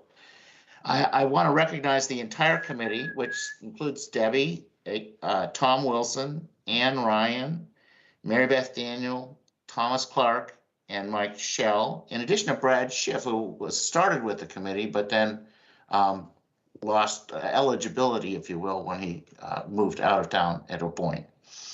And the committee had tremendous participation, tremendous attendance at meetings, and I think it was very dedicated to trying to get to proper solution. I want to talk just because I just want to alert people that there were two areas that we thought we had to address that we're not addressing. And the first one was, didn't we have to bring to the town meeting to execute the town meeting decision that they wanted to change the name of your organization to the select board? And we went around and around. We actually spent some time on this, and the town council advised us that, in fact, we didn't need to do anything, and the town meeting doesn't need to do anything, that has been done by the general court at our request, following on the town meeting vote to change the name. So that's done. It will, the next time the charter is printed, it will say select board rather than board of selectmen all the way through. Following on that, we thought, well, is there a need to go through the charter and try to make it gender neutral? The big surprise here was that once we changed selectmen to select board, it already is gender neutral. Previous charter review committees have done a good job of keeping the charter to be applying to everyone. And so that's just sort of a pat on the back for all the previous committees that have produced this work. The other two things that I want to bring up, they do not need to be voted at town meeting according to town council, but we have 7 changes which are really correcting transcription errors from what was voted at town meeting to what's printed currently in the charter. Those can be fixed by administrative decision, and technically I believe that all that requires is the town clerk, Julie Smith, make that change. The other 7 are places where we are trying to clean up and make sure that we're consistent. We have definitions in the charter that say, when we say town, we mean the town of Chatham. And many places in the charter, we actually stick to that and say town. And other places we said town of Chatham with capital letters. And so we're just trying to be consistent and follow our own style guide, if you will. And those are also administrative changes. I think it's up to you and town administration whether these could appear in an appendix in the warrant, just so that we have a public documentation of it, that we were making these changes and they did not require town meeting vote. I don't think that's necessary. I just felt it was perhaps prudent looking forward, or somebody else trying to figure out when did this get changed and how. Okay, thank you, John. Dean's hands up. Dean, you're on mute, Dean. Thank you. That's an excellent suggestion. I guess I'd defer to the town manager in the page if he wants to add to the line, but it's like a good idea to have that documentation. It's what I'm suggesting. John, apropos of the name change for Board of Selectmen, in the material that you provided, there were two places where the phrase Board of Selectmen is showing. Is that something that's going to be captured in this sort of administrative revision? Because I'm looking at 3.2 under your charter administrative change. Yeah, I know that's well, it's showing there because that's kind of the way it's worded today. And, Okay. and one case, what the general court did is it actually reintroduced a place where it didn't need to appear at all and could be used as by a pronoun. So, but I think that's a good point, Dean. If we're going to have a note, we should have a note in the appendix that says the town meeting action of a couple of years ago was made official in January of 2021 by the general court, and they amended our charter directly, section by section, as you probably have seen that. Yeah. And that would make, again, sense of documenting how that happened and keeping it in the. Okay, that explains, there's also a similar under 3.1, but I assume that's just a reflection of what's currently printed under your charter administrative changes for punctuation. But thank you for your attention, for your committee's attention to those issues as well. Thank you. Yeah, thank you, Dean. Do I have anyone else from the board? I don't see anything. I have a question, Jill, on I believe we should take a vote to put this on the warrant and to vote and vote a recommendation on John's request or thought about having something in an annex that captures all the edits. Is that a vote, or is that easily done? Mr. Chair, I don't think it's a vote. I just need to connect with Town Clerk Julie Smith on what's the best way to do it, if we note it as an appendix or otherwise. But I definitely think it's a great idea, so I can work with her on it. Just for the board's consideration as well, this is a warrant article, requires a 2/3 vote at the annual town meeting. And then it goes through the approval process through the Attorney General's office, and then it's the subsequent year likely at the ballot. So 2022 annual town meeting and likely 2023 for a ballot question to approve the change. So just wanted to note that. And yes, I'll check back with Julie on how to incorporate these changes. Okay, Dean had a question. Dean? No, I'll offer a motion, Mr. Chairman. Okay, please do. I move that the select board place the charter review committee proposal for a charter amendment to section 8-2 on the warrant for the annual town meeting 2022. Do I have a second? I'll second that. Okay, we have a second. Any further discussion? Let's take a vote. I'll start with Shireen. Aye. Jeff? Aye. Dean? Aye. Chair says aye. Do we have a motion to recommend? Mr. Chairman, I move that the select board recommend this article to town meeting. Okay, second? A second. Second. Discussion? Seeing none. Jeff? Aye. Shireen? Aye. Dean? Aye. And chair says aye. Thank you, John, and thanks to the committee. And I know you guys did a lot of work and had a lot of input. So thank you very much. We really appreciate it. Thank you for the committee. Okay, let's go on to our next item. And excuse me. We have 3 fiscal and financial articles that are lumped together in our staff report. Alex. Thank you. Again, good evening, everyone. Yes, tonight we're looking at 3 sort of annual articles. You've seen these articles before. So the articles that are under review tonight are to fix the salaries of elected officials, to approve the Wood Waste Reclamation Facility Enterprise Fund, and to approve the article for the other post-employment benefits or OPEB liability trust fund. Excuse me. As I said, these are, I see Dean's hands up. Dean, do you have a question? I also hear background. Yeah, I do too. Please everyone go to mute. See a number of phones that aren't, but go ahead. I was going to offer a motion. Dean, go ahead. Mr. Chair, can you hear me? Yes. I want to offer a motion. I know Jeff had his hand up too, but it has to do with I didn't see it. fixing salaries for elected officials.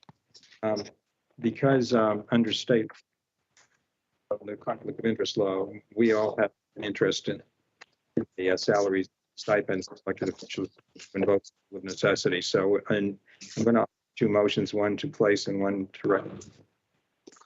First is a motion to place the article on fixed salaries for elected officials on the warrant for the annual town meeting 2022. And in so doing, I want to include in the motion that we invoke the rule of necessity under the state conflict of interest law, because each select board member has a conflict in the setting of salaries, has an interest in the setting of salaries. Yeah. That's the motion. Yeah.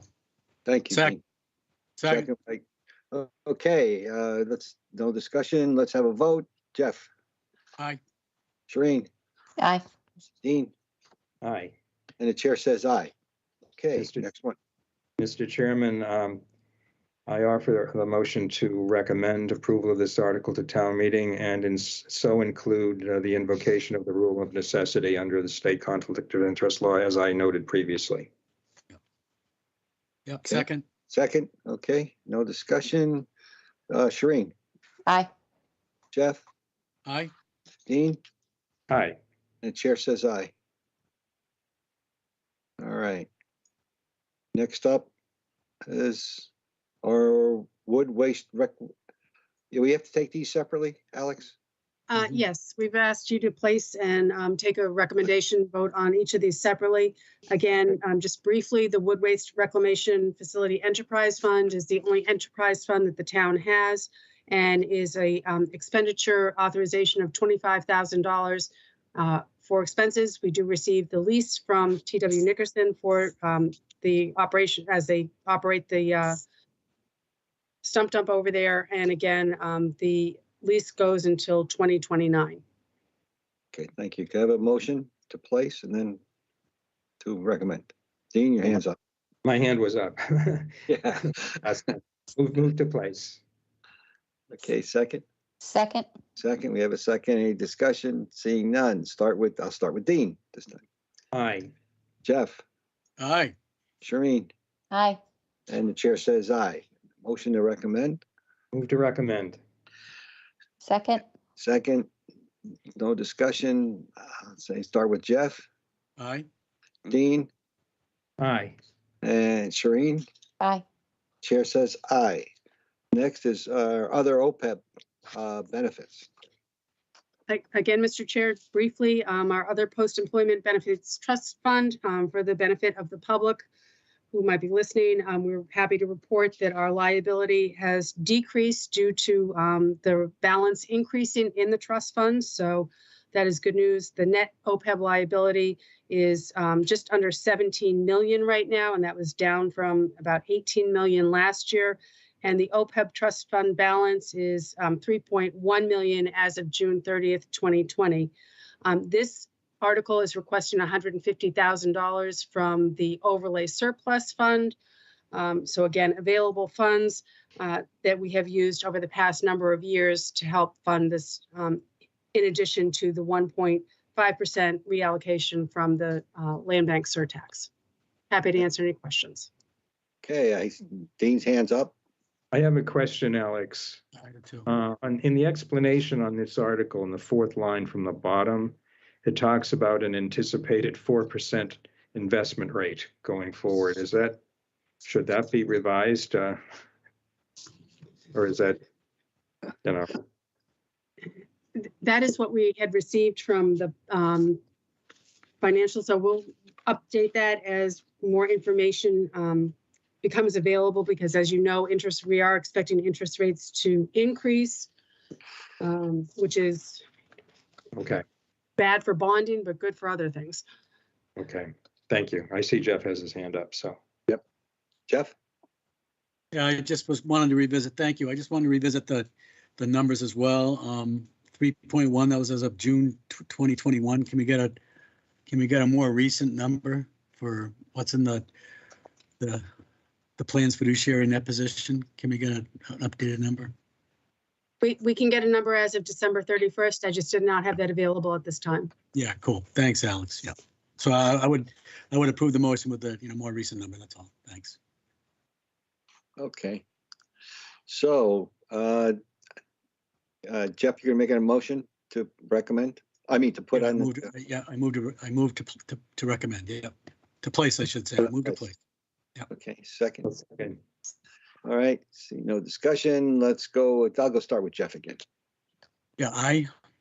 Dean, Aye. Shereen, Aye. the chair says aye. And our motion to recommend. Move to recommend, Mr. Chairman. We have a second. Second, okay. Shereen, Aye. Jeff, Dean, Aye. Jeff, Aye. the chair says aye. Anything else, Alex? Nope. Thank you very much.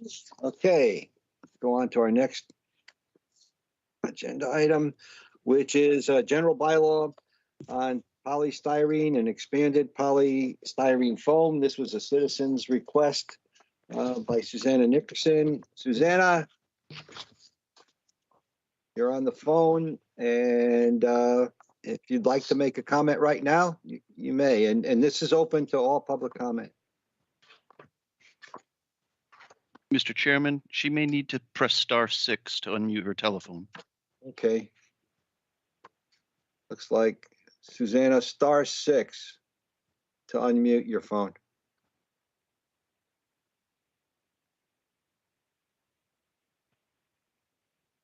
There it goes. Just came off.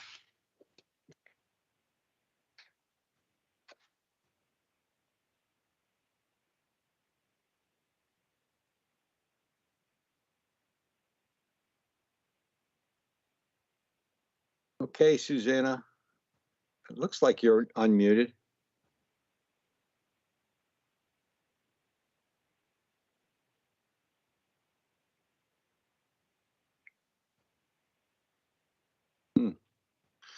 Okay, I see a couple hands up.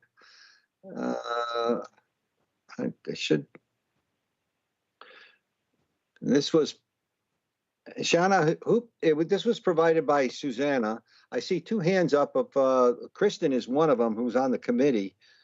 You have any? Go ahead, Shauna. And then Sure. I would suggest perhaps Dr. Duncanson review the article and provide some background. Okay, super. Dr. Bob? Yes, thank you, Chairman Kukolis, members of the board.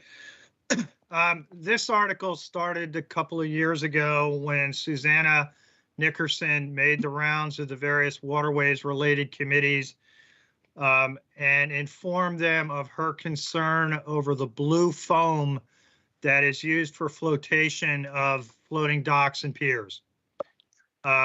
What happens is over time, that material begins to degrade and break up, resulting in microplastics throughout the marine environment. And as you're all aware, it can be ingested by various marine species, causing them all kinds of issues. It really came to a head, I think it was 2 years ago when we had one of our various storms and a number of floats were thrown up on the beaches and whatnot, and a lot of that foam was broken up and damaged, resulting in a lot of foam throughout the various waterways in Chatham, as well as up in the marshes. So Ms. Nickerson came around to the various boards and committees, made her presentations. The boards and committees expressed their support for an article or a method to ban this expanded styrene foam from the use in floats. Just as a little background, as part of the waterways, the consolidated waterways regulations, promulgated by the harbor master a couple of years ago when they were updated. Excuse me, a section was put in the consolidated waterways regulations indicating a phase out of the foam for floats that were permitted by the harbor master under a mooring permit.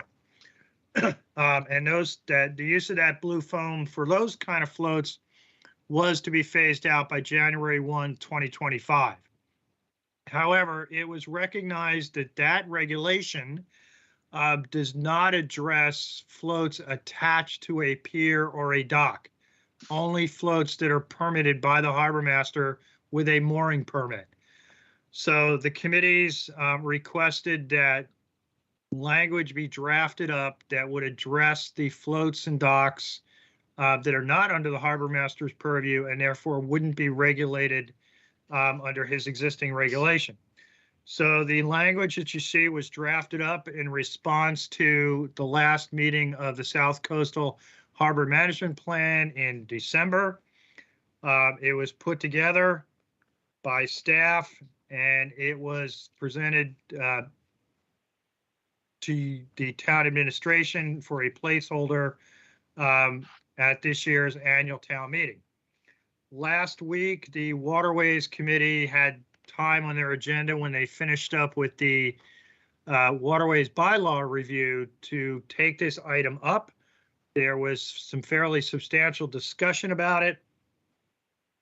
And let me just step back a section. In anticipation of that meeting last Thursday, Ted Keon, our Coastal Resource Director, had reached out to the marinas in town to get their feedback on the proposed article and whether or not the marinas were already aware of, the blue foam prohibition and what impact it may have on those. So based on that conversation, a number of the marinas had indicated that they were already aware the town was moving in that direction and had started to do so themselves. However, during the Waterways Advisory Committee meeting, one member who is a marina operator indicated that the 2025 date was going to be very onerous for his operation because of the number of floats that he has, the cost involved, the staff time it takes to retrofit floats with some other alternative to the unencapsulated blue foam.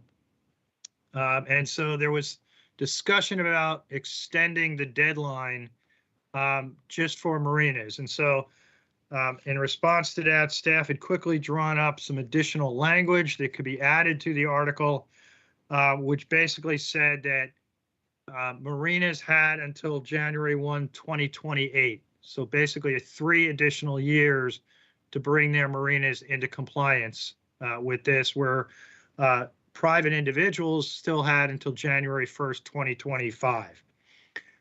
There was subsequent discussion about that at the Waterways Advisory Committee, and it was still felt that, or the argument was still made that even 2028 was still insufficient time to bring the marinas fully into compliance, given the number of floats they have, the cost, and frankly, some supply chain issues getting the tubs that are the most common replacement for the foam. And I can speak to that from the town's perspective, because as you're probably aware, the Harbor Master's office is currently rebuilding a large majority of the town floats at various locations. And we are replacing the blue foam with the plastic tubs, and they are very difficult to get right now, and the price has gone up substantially. So there is some validity to that argument. And so as a result of that, the Waterways Advisory Committee took a vote at the end of their meeting, recommending to you that this article be postponed to provide some more time for the community to continue the discussion about what is a realistic time frame for implementation, whether or not the marinas should have a longer time frame for implementation, and what that proposed date may be. So with that, I will stop talking and be happy to answer any questions. Excuse me, do you have any questions from the board? before we move on? Jeff, I saw you. Go ahead. Yeah, no, I just really appreciate, Shireen had her hand up too, but I just really appreciate that background, Dr. Bob, because when I read the report, I was kind of scratching my head, but I want to hear from our public as well, but I think the Waterways Advisory Committee, probably has a pretty good recommendation here. I think the nature of the availability of these tubs, their cost, and the amount of work that's necessary in all these marinas is going to be considerable. So I don't know if 28 is the right number, or 2028 is the right number, but I think some kind of degree of, of letting these folks do their thing. In the interim, I think what has to also be baked into this bylaw is that if they have blue styrofoam that's degrading now, they need to replace it. I mean, I think they need to be diligent about current replacement, never mind wholesale replacement going forward. I would be in favor of alleviating or lifting the time frame, if you will, or helping out on the time frame, as long as we have the promise that if there are blue foam degrading and eroding now, they take care of it now as best they can, knowing that the tubs are difficult to get and the cost is high. So I'm very much willing to listen to some kind of a compromise, and looking forward to hearing the Waterways come back with a more cogent proposal that everybody can live with. Those are my comments. And I obviously not in favor of blue foam floating around. It's not good. I get it. I get it. It's not good, and we got to get rid of it as fast as we can. But you also be mindful of what the marinas are doing as well. So thank you. Thanks for that input. Helpful. Thank Mr. Kokolas, yes. can you hear me? Yeah, I can. I'm going to the board, and then I'll come back to you, Suzanne. Yeah, okay. Just wanted to make sure that worked. Sure, it's working now. Thank you. Thanks. Okay, I'm going to go to Shireen and Dean. Just one comment first, before Shireen, for Dr. Bob. We're talking about polystyrene, and then we're talking about the expanded polystyrene foam. Can that be broken up into two pieces so that one is done, or do we have to approve, not approve, but could one be done and the other one delayed, or just out of curiosity? Well, the primary type of foam that's used in the floats is the expanded polystyrene. Right. And that's the way we've worded it, and in the new proposed section E is referencing the expanded polystyrene foam, the EPS, as Okay. opposed to polystyrene. Okay. Let me go over to Shireen. Mr. Chair, this was an agenda item request from Susanna Nickerson. She's available now, and we should hear from her before we go any further. That's my suggestion as right now. Okay. Dean had his hands up. I'm going to go to Susanna. Dean. Okay. Okay, Susanna, do you hear me now? And Yes. go ahead. Thank you. Yes, I can hear you. I hope you will hear me. Yes. Thank you. Susanna Nickerson, Main Street. For those of you who are not familiar with blue styrofoam floats, I want to say a few words. Like most styrofoam, blue styrofoam is soft and can be torn with your bare hands. Blue styrofoam is more brittle than the white styrofoam of a takeout cup. Both break down into teeny pieces, blow in the wind, and float. If exposed to sunlight, those bits will eventually become powder of microplastics, irretrievable in our environment forever. If you pick up a piece of blue styrofoam or rub it gently, you will have small pieces of macroplastics on your hands. That's how delicate it is. Shorebirds and other animals will eat the pieces as they feed along the tide line, but wildlife cannot digest plastic, so those unfortunate animals may starve to death with their stomachs full of styrofoam. When the floating docks are in the water, they usually are covered on the sides and the top with a wooden frame. They look nice and natural. It is only when they are taken out of the water and you can look at the underside that you see that they are huge pieces of styrofoam. These pieces of styrofoam are sitting in our ponds, our inlets, our waterways, open to all the elements and breaking down into the water day after day. In the October storm of 2019, many of these styrofoam floats got damaged and torn apart in Stage Harbor. Pieces of them ended up on Stage Harbor Beach, in the Stage Harbor Marsh, and we will never know what remains in the water. Once styrofoam breaks into these teeny pieces, they are almost impossible to pick up, strain out, or collect in any other way. The pieces are mixed up with seaweed and grasses and sand. Is Chatham prepared for more storms and damage to floating docks? Are we prepared for the plastic trash that the styrofoam floating docks bring to our environment and our community? In my opinion, the faster we as a town can get styrofoam floating docks out of our natural environment, the better. And I want to thank Bob Duncanson, Ted Keon, Stuart Smith, the Waterways Advisory Committee, the South Coastal Harbor Plan Committee, the Shellfish Advisory Committee, Chatham Health Department, and you, the Select Board, for addressing this concern that affects all of us. Thank you.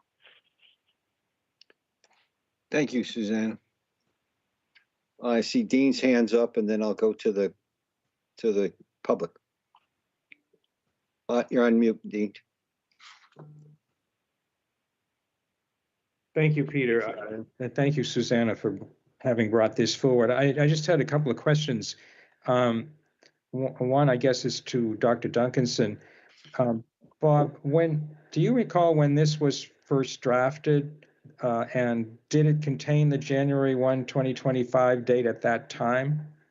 Yes, it's always had the January 1, 2025 date.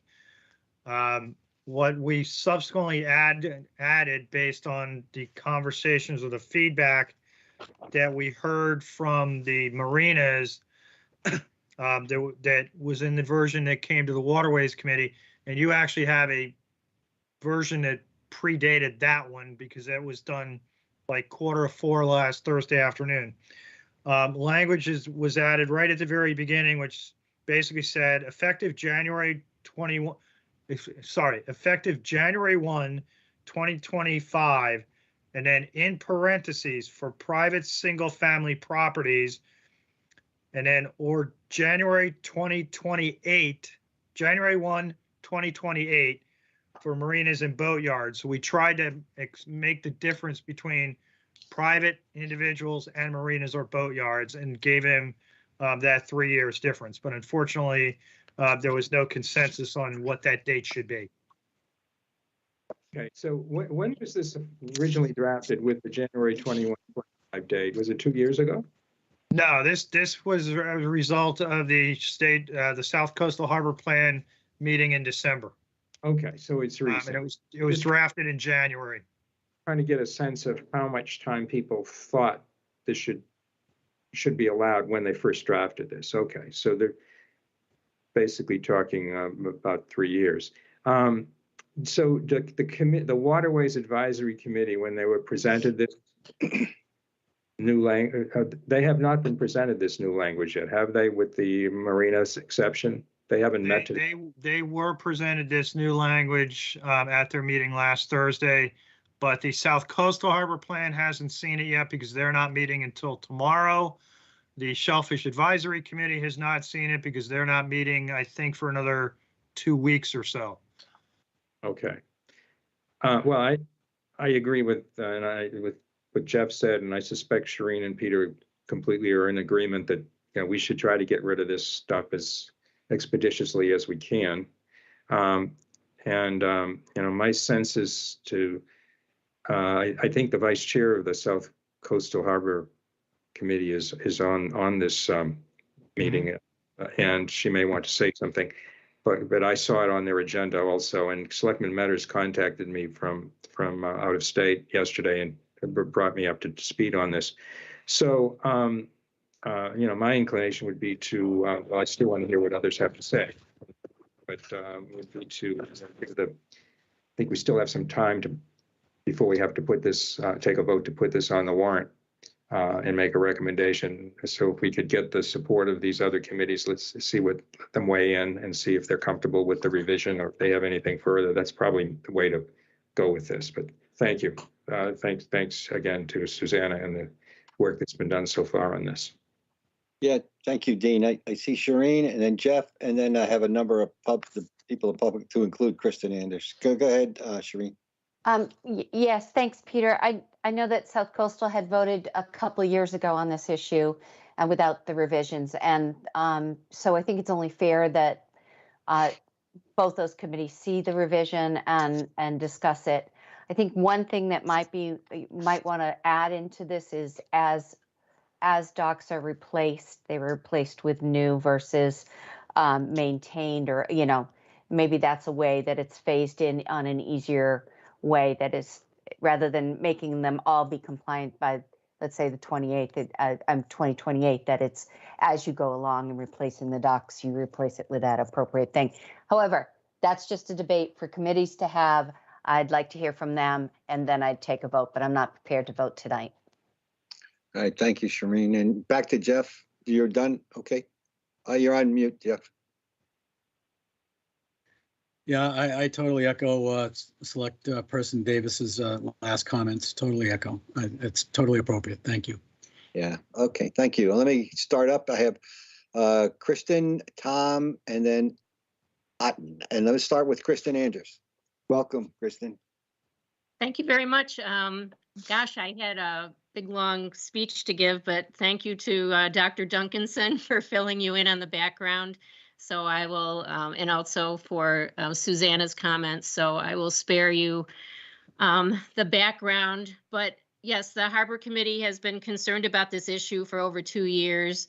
And in fact, at our December meeting, in discussion about the article, we had thought that the 2025 date was just too far out. We think this is a little bit more urgent, and that we wanted to see the article say 2024.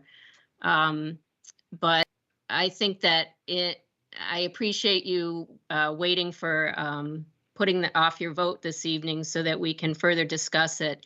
But I can tell you that our consensus on our Harbor Committee is that this is pollution in our waterways, and it's very important that we take some steps to address it. The marinas, I know they have a difficult time. They have to deal with a lot of environmental concerns, but they are doing business in one of our most critical water resource area. And it is a difficult business, but I think that I'm hoping that they'll, certainly marinas, as Bob said, I've heard the same thing, that marinas are doing upgrades already. And so I hope that we can come to a good conclusion and have an article and a bylaw change that will help protect our waterways. This is a pollution that we need to deal with, just like the marinas have to deal with stormwater and upgrading their gas tanks and all of that sort of thing. We just can't. We know more now about plastic pollution and microplastics and the damage they're doing. It's not even just an aesthetic thing, which might be enough for us to take action on, but it's an environmental pollution that we need to address in some way. So I appreciate you listening to us this evening, and thank you for listening. And we hope that we can move this article forward this year. Thank you. Thank you, Kristin. I have Tom Sharkey back again. Welcome, Tom. Oh, thank you. when my wife is Susanna Nickerson, we're not in the same location this evening, and I just wanted to, I did know what she was planning to say to the board, so I was just offering my service to, I could say it for her if you didn't make contact with her at some point, but that's moot now, so I'll just say, sounds like everything's going appropriately with the way the board's planning to proceed with this matter. Thank you. Thank you, Tom. Yeah, I think Susanna made her point. I'll, let's see, Otten. It says just. Yes, hello, Select Board. My name is Yeah. Patrick Otten. I'm a resident of Harwich, but however, I do have a mooring on Stage Harbor, Inner Harbor, which I access from the causeway. So weekly, I'm on the causeway going to and from my boat, and you wouldn't believe the amount of plastic along the causeway. So this issue is important, and it needs to be addressed as soon as possible. You know, the fabrication, material, and production costs to put a float in the water pales against the environmental costs, the health costs that is caused by these plastics in our environment. How many of you enjoy shellfish? Do you realize the shellfish are eating this plastic? And guess what? When you eat shellfish, you're eating plastic. That's how critical this is, and it shouldn't be delayed. I don't really believe that it takes 6 years for a conscientious marina to upgrade their floats when they could become the leading stars in the environment, saying our floats are environmentally friendly. Don't worry, come rent from us. Increase the price of the float, $200 a season to cover the costs. So I don't really buy in this short answer that cost is the reason why we should delay this, taking action on this critically important issue to our environment and to our health. So please consider, and thank you very much for allowing me my comments. Oh, thank you. Okay, I don't see any others up or anyone on the phone. And there are none. I'll bring it back to the board. I think I heard a consensus that we should probably put this back to the waterways committees and shellfish advisory committees and try to get something that they all can look at. We talk about marinas, but there are a number of private docks that are also would be impacted. Not to say that that's critical. Well, it is. It's critical to the individual. But okay, so I guess there's no motion taken. This should go back to our waterways committees and our other waterways committees and the Shellfish Advisory Committee. Okay. Thank you all for participating. It is a critical issue, and it's something that we've been sort of ahead of on plastics so far, and we'd like to continue that. Okay, next on our agenda is a refile of a home rule petition for prevailing wages, something that we've been hearing about for a number of years. And I guess it's back to Alex or Shauna. Every 2 years. Let me see if I've got this right. That's Julie.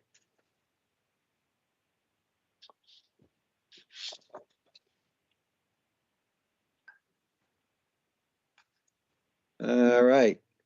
Jill, sorry. There you are.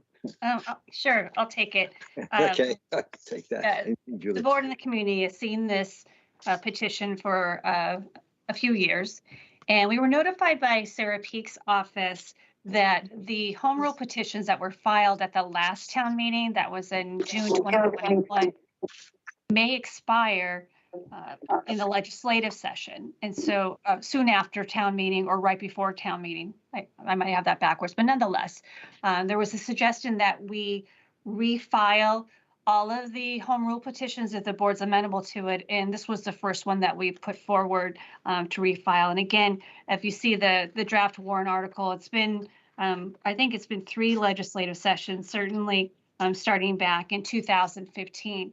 It seems to get stuck in committee, but I still think it's a worthy cause. And again, it's not anti-union by any means. It's providing a local opportunity or an opportunity for our local contractors to work on town projects and be able to get the awards quickly rather than having to go through the paperwork to get on the prevailing wage and certified payroll lists that are required by the state. So we're thinking that this is a way to encourage local contractors to bid on town projects under $50,000. Thank you, Jill. Any comments, questions from the board? No? Okay, let's have a motion to place on the warrant. Let's see, Jeff's hands up. Thank you, Mr. Chairman. I move to place the article seeking to recertify the home rule petition for prevailing wage exemption on the 2022 annual town meeting warrant. Do I have a second? Second. Second, discussion. Seeing none. Shereen? Aye. Dean? Aye. Jeff? Aye. The chair says aye. And now we need a motion to recommend. I move to recommend, Mr. Chairman. Second. Second, Shereen, let's take a vote. Dean? Aye. Shereen? Aye. Jeff? Aye. Chair says aye. Okay, thank you, Jill. We now move over to our last agenda item, which is a citizen's petition for a land acquisition at 776 Main Street. I see you, Peter. Welcome, Mr. Farber. Yes, and can everyone hear me? Yes. Oh, miracles of technology. All right, so first of all, I want to thank the board for putting me on your agenda. I know it's late and I'll try to be as quick as possible. I understand I carry the burden as a petitioner to convince 2/3 of the voters at the Maytown meeting that it makes good sense to purchase the Monomoy Theater property at this time, or to take the property by eminent domain if the current owner decides that it does not want to sell. I understand further that even if the vote were to be unanimous at the town meeting, it is merely an authorization for your board to make the final decision to purchase or take by eminent domain. So I'm going to begin, and I thought this might be a good way to progress, with the arguments that I have heard in opposition to taking the property by eminent domain, and then speak to those arguments. One argument is that it's just simply a poor investment to spend $3 to $4 million to purchase a property where the buildings are old, dilapidated, where the former use of the property probably is not even exist today, because colleges and universities no longer have theater programs.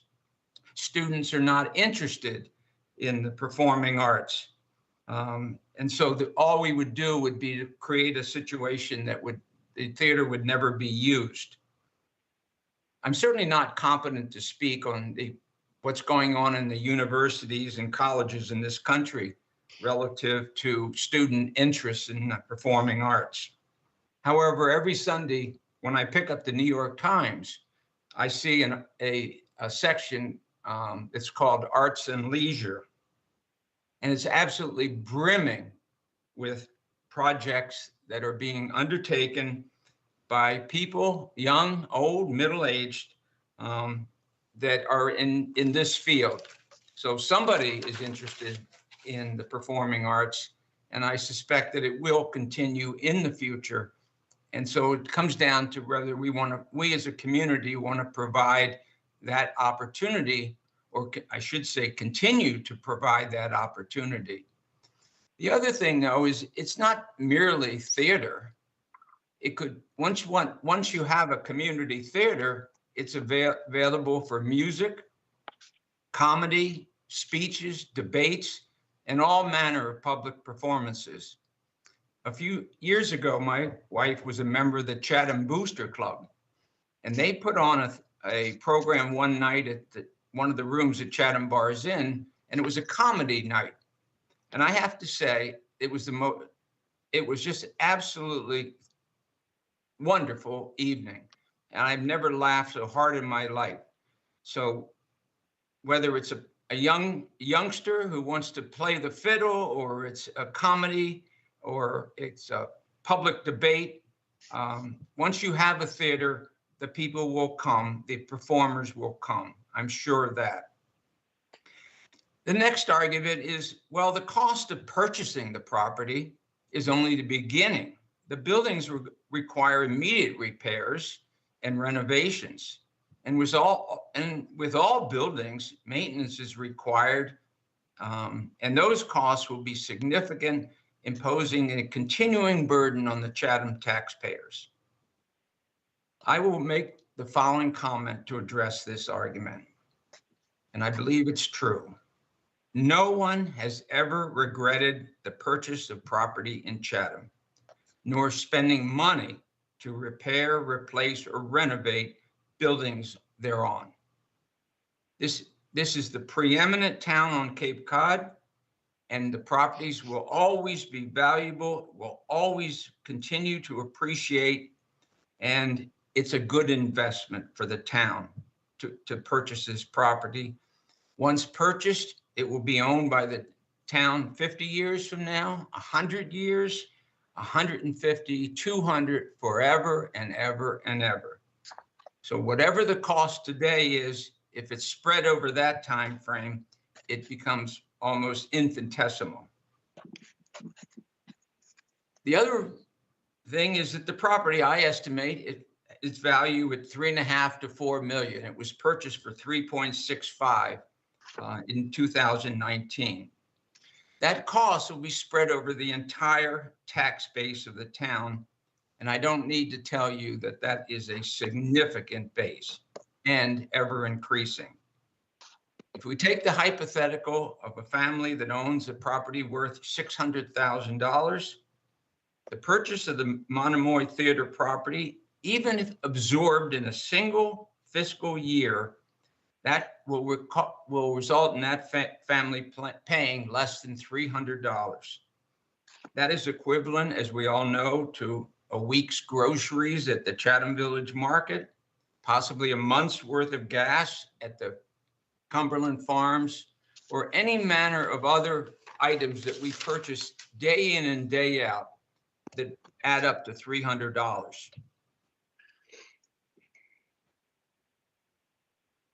I also need not tell you that there's a lot of money in Chatham. An informal fundraising effort in 2019 by the Friends of the Monomoy Theater produced commitments of $3.5 million in a matter of weeks. But they were outbid by the current owner at $3.65.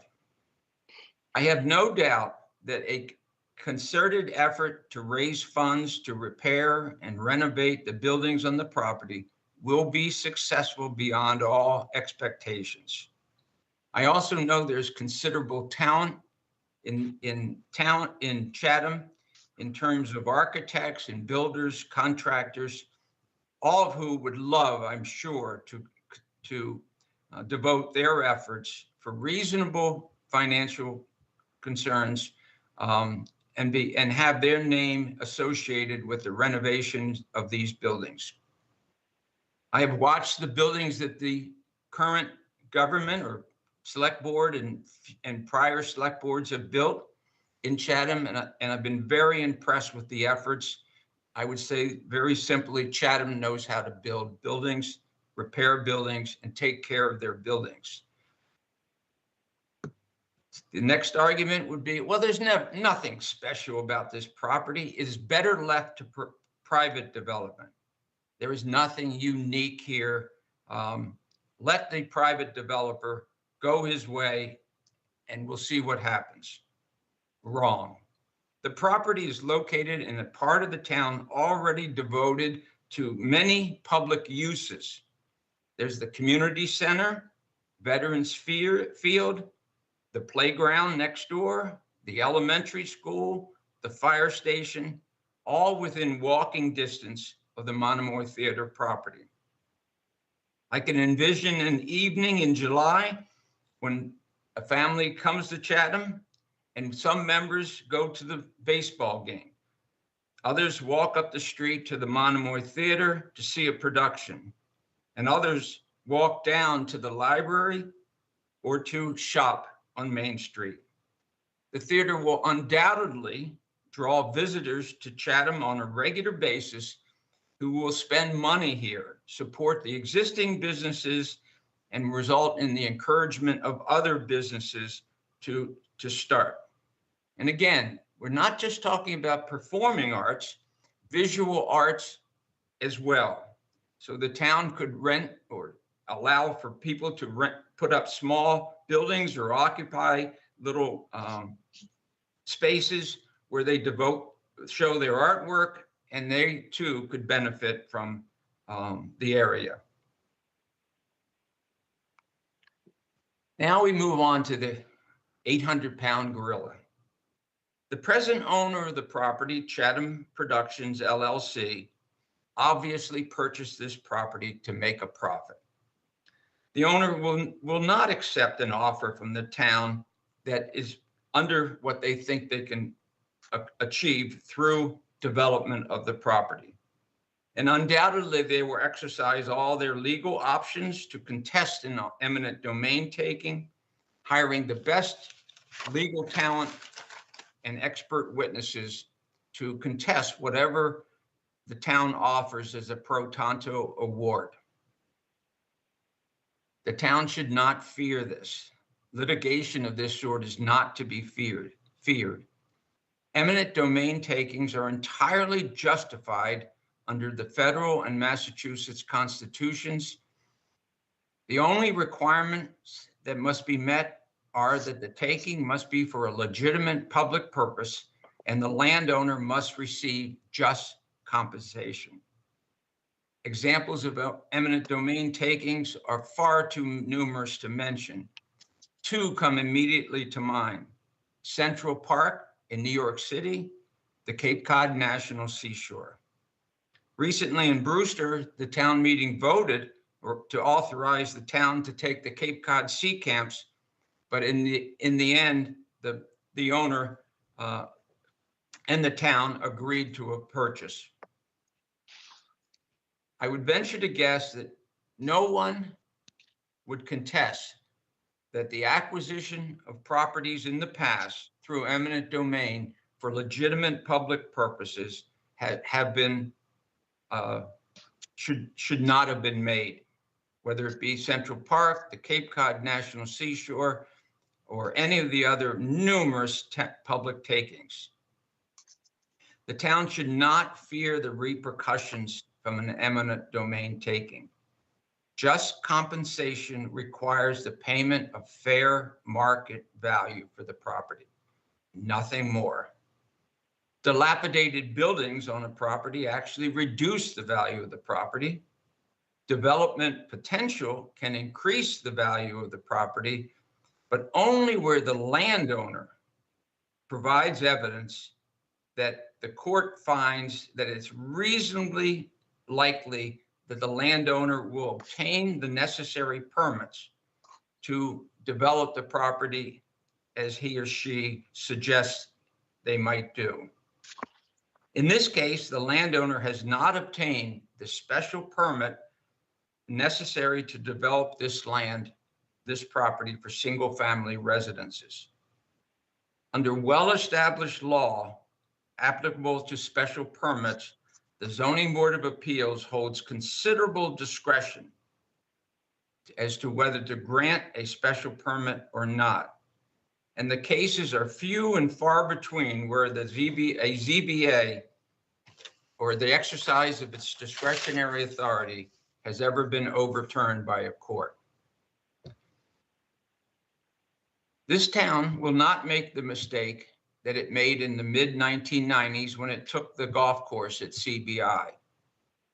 The town attorney at the time allowed the property owner to bring in evidence of the purported value of the golf course as a full-blown subdivision into individual lots, even though CBI had not submitted a subdivision plan, had not even drafted a subdivision plan, submitted a plan to the planning board, much less obtained the board's approval. On appeal, the appeals court recognized this and essentially chastised the town for allowing evidence to come in that certainly would have been inadmissible if the town had objected. I expect that Pat Costello will not make that mistake again. Once burned, twice learned. In conclusion, let me say that I do not expect a vote by the board this evening. I think there's still, 2 months or so before this will come to town meeting, and I would hope that there would be considerable discussion during that period. But I do thank you for the opportunity to make this preliminary presentation. Thank you. Thank you, Peter. I appreciate the fact that how you presented your case.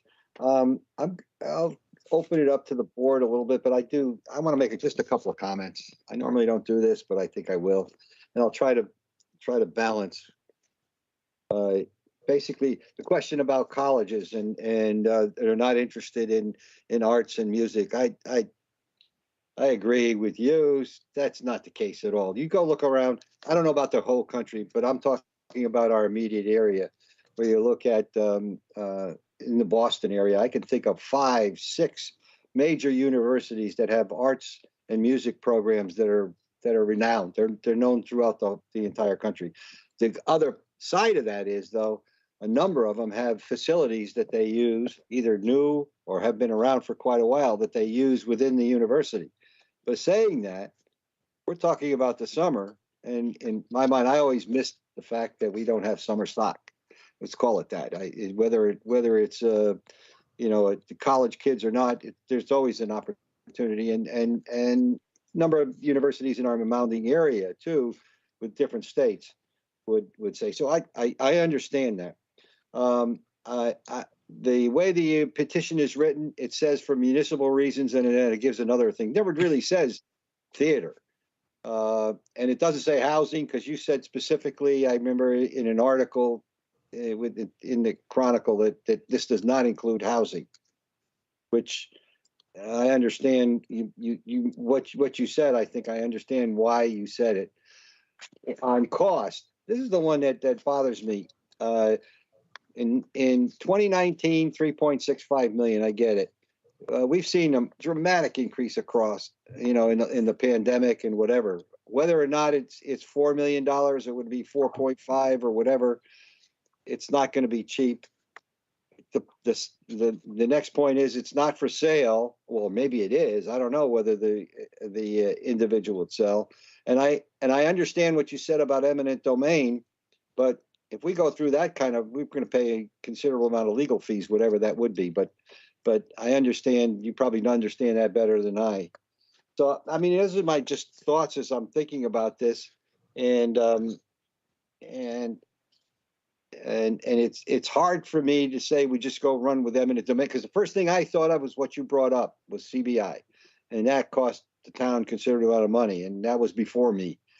So I think I don't know. If somebody doesn't want to sell, fair market value is fair market value, and it's not 3.65 million. I don't think it's something higher than that. So just some comments. Let's see. I have Dean and Jeff.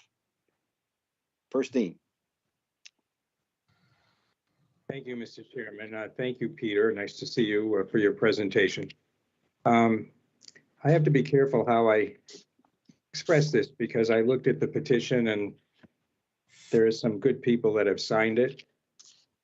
But I think overall, this is a pretty far-fetched and crazy idea. And I'm prepared to take a vote tonight. I mean, it was posted on our agenda, but if the rest of the board wants to defer, that's fine. I just, I miss the Monomoy Theater, and a few months ago, we were fortunate to have a presentation by some of the leadership of the former Friends of the Monomoy Theater. Alan Russ spoke with us, and they are pursuing Shakespeare in the Park this coming summer. And we'll see, hopefully, a rebirth of students in training combined with professional theater here in Chatham. But as the chairman just suggested, I'm certainly not aware that this property is for sale. I have, read like everyone else in the newspaper that the current owner has gone before the HPDC and the planning board. And I think the planning board approved the development of the parcels in the back. The HPDC authorized the demolition of 5 buildings. I'm not aware that anything has been applied for before the zoning board, but Peter can correct me if I'm mistaken on that. We just heard a presentation from the vice chairman of the finance committee cautioning us about the town's appetite for undertaking large expenditures. And I think we should pay some attention to that. And as a former eminent domain attorney, I'm extremely skittish about getting involved in an expensive eminent domain proceeding because property owners tend to hire expert eminent domain lawyers, and cities and towns tend to rely on their town councils, many of whom have a good understanding of eminent domain, but in many instances, not as good as the professional eminent domain attorneys. I arrived in town almost 30 years ago to find that my tax bill was going to include essentially a surcharge to pay for the taking of the golf course, and Peter commented on the litigation. So I don't know how the town can operate this property. I have a feeling it could become a real money pit. Now, the developer did, in his original plan, talk about an event center, which is kind of similar to what, Peter, what you were saying in your presentation. Whether he's still interested in doing that, I don't know. I just know what I read in the paper. But he purchased this property and won the bidding for it fair and square. And I just don't think it's a good practice for a town to step in and say, well, we think we can do something better with that. As long as the developer proceeds in a way that's consistent with the rubrics of the town's planning and zoning and historical considerations, I don't really think we should be stepping in. Now, if he happened to put the property up for sale, that's a different situation from what what we would be doing if we would just step in and say, we want this property. I very much support theater in town, and I support acquiring good pieces of property downtown, as we did with the Eldritch garage property. But I just don't think this is the right thing to do. I mean, it's hard to rebut some of the arguments that, Peter, that you made. Your comment that no one has ever regretted buying property in the town of Chatham. I think that's probably true. I certainly haven't. The Board of Assessors certainly hasn't. They've increased my assessment about 6 times since I bought it. And you're right, there are a lot of people who I think would probably participate in a fundraising campaign to help fund this, but I don't know. It just doesn't make a whole lot of sense to me. It's going to go before town meeting. The select board, will have to make a recommendation. If we don't do it tonight, we'll do it, before the warrant is closed, and you'll have to make your case before town meeting. And we didn't hear any public comment on this tonight. It was on the agenda. We could have heard some, but no one spoke to it. And I guess I'll throw one other thing into the mix, and this is just an observation on my part. I just wouldn't want the efforts that are currently underway by Mr. Rust and others to try to bring back theater, the theater and the training to Chatham, to be complicated by the town going after this parcel. Those are wonderful buildings in the front. They should be restored. I think the HBDC will insist that they be restored. They certainly didn't authorize their being taken down. I don't think the developer sought to take them down. We all toured the property as a select board a couple of years ago. And, we saw the state of affairs of some of those buildings. And it was sad when from a personal perspective, I was very saddened when the Friends of the Monomoy Theater group was unable to win that. But that's what happened. And but thank you, Peter, for bringing it forward. It's a very interesting proposition. And we'll see what the town does with it. Thanks. Those are my comments. Thank you, Mr. Chairman. Jeff and then Shereen. Yeah, thank you, Peter, and thank you, Peter Farber, for bringing the petition forward. I had the opportunity to sign this petition and I didn't, for a couple of different reasons. Not the least of which is I have to hear more of a vision before I sign on to it. The sentiment is pure. I get it. I wish the Friends of the Monomoy Theater had prevailed as well, because I think that effort, I was very much in tune with philosophically, and they were going to resurrect the theater, et cetera.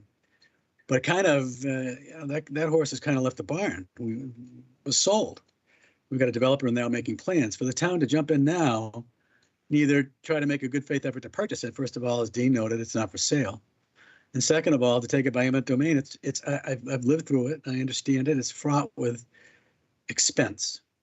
So for me to get on board, and God, I love that theater. And we loved having it there. I love the summer stock. And I think not having colleges come back is a non-issue. I think COVID killed that, but I think post-COVID we'll get interest again. Should we have a local theater that was open to colleges and universities to having a program there? I think that could happen. However, as a member of the select board, I have to hear a much more clearly articulated vision of what this group is going to do with this property and how they're going to finance it, whether they're going to fundraise for it, who's behind it. And then that vision, frankly, needs to be articulated to town meeting, because I think for assuming I'm still a member of the select board this next town meeting, I will take their direction. You can convince the town that it's a fine investment and it's something the town wants, and they direct the select board to go after it via 2/3 vote, then I'm all for it, assuming I'm still on the board. But absent that, I'm not ready to lead the charge at this point without clearly hearing an articulation of that vision and what it's going to actually cost the town over time, which is very difficult to determine, to quantify. So love the sentiment. I didn't sign it. I just need to hear more what the real plan is before I get on board. And frankly, I think the town's going to need to hear that too, Peter. But I applaud you for bringing it forward. Obviously, I know many of the folks that signed that, or all the folks that signed it, and I get their sentiment. I get why. However, I need a little bit more, muscle on the bone in order for me to get behind it. It doesn't mean I might not, but boy, I have to hear an awful lot of good planning before I do. So I thank you very much. Thank you for your time tonight. Thank you, Jeff. Shereen? So when I first saw this, I was a bit confused because of the idea that I had been watching the process of the developer plan the property and going back and understanding that this was, wow, the theater's not going to be there, and this is sad. And then when I saw the petition, and I understood what people were trying to do, but but it was vague. And what's vague about it is there's no strategic plan to this process here. And I keep saying, well, tell me what the need is. Tell me what you're going to do. Why is it important? Well, we know, like, emotionally and sentimentally how important, and culturally how important this could be. But what succinctly is the importance of it, and how are we going to, how are you going to get from A to B, or A to the finish line? And that process is going to take a very long time. I don't want to see the town get involved or engaged into an eminent domain fight in court. That was an expensive event for the town of Chatham back in the 1990s, and it was all well, good in intention, but at the end of the day, we got burned on that. So I know that this goes to town meeting, and the citizens will have an opportunity to vote. You guys will have an opportunity to sell the vision, because I think that's going to be the important piece of it, what that bigger vision is, and we can go from there. But at the way it is right now, I'm not sure I can recommend it if that's what we're going to do tonight. So that's it. Thanks, Peter. Thank you, Shereen. Peter, any comment? No, I think I very much appreciate all the comments. I just want to reiterate that there were actually two aspects of the CBI taking. One, and I think it would bear for each of the members to read the decision that came down from the appeals court, because literally they took the town to task for the poor way it handled the case in the Superior Court. In other words, you opened the door for this property owner to argue that they could get this big subdivision when none of that would have been admissible if the town had just understood the law. And there was plenty of law at the time. I learned of it from an appraiser in Orleans who told me, and then I read the appeals court decision. And of course, then the appeal was adding stupidity upon stupidity, because during that 2-year period, the interest clock was running at 10%. I mean, it was ridiculous. But putting that aside, and I just want to pick up where Dean mentioned, that you need some sort of superior talent to argue an eminent domain case. It really is like any case. There are certain principles, and I have no doubt at all that Pat Costello knows those principles and can effectively argue those principles to a judge and a jury. The other thing is, my understanding is, although the property values are certainly increasing in Chatham in the residential field, I'm not sure that commercial real estate is going up in value at anywhere near the same rate of appreciation. And that essentially is what this property is. The planning board vote to approve I think it was a 5-lot subdivision, really the board did not have any discretion. Under the subdivision control rules, if the applicant meets the requirements of the rules and regulations, the board has no discretion. They have to approve the subdivision. The key, though, is that under the zoning bylaw in Chatham, this is in a commercial district, a business district, residential development is only allowed by special permit. So the planning board vote accomplished relatively nothing. The real case is before this Board of Appeals. And as I indicated, the Board of Appeals has a lot of discretion. And without that special permit, the development of the potential of this property is markedly reduced. So I would not myself say that the 3.65 million is even the fair market value today. That would be determined looking at the value of the property as permitted or as reasonably could be permitted. But in any event, I want to thank the boards. And Peter, I want to thank you for your comments about that which I know nothing about, and that is the theater programs, performing art programs in colleges, in the universities. But I thank the board for their consideration. I really would prefer that the board not take a vote tonight. I think there's plenty of room, time for others in the community to speak and possibly address some of the concerns that the board members have at this point in time. As I understand, it's all very new, and a lot of the ideas have to be, sort of carried further to fruition before I think the town meeting is ready to vote. But thank you again for letting me speak. Thank you, Peter. I see Dean and Jeff. Dean? Here. Thank you. Thank you, Mr. Chairman. Thank you, Peter, for those final comments. I don't want my previous comments to be presumed to be taking anything away from Pat Costello in the area of his expertise in eminent domain. I'm not sure. I'm sure he's done some. I'm not sure, to what extent. But I just was going to comment in terms of procedure. The Selectman Metters is not here. Select Board Member Metters is not here tonight.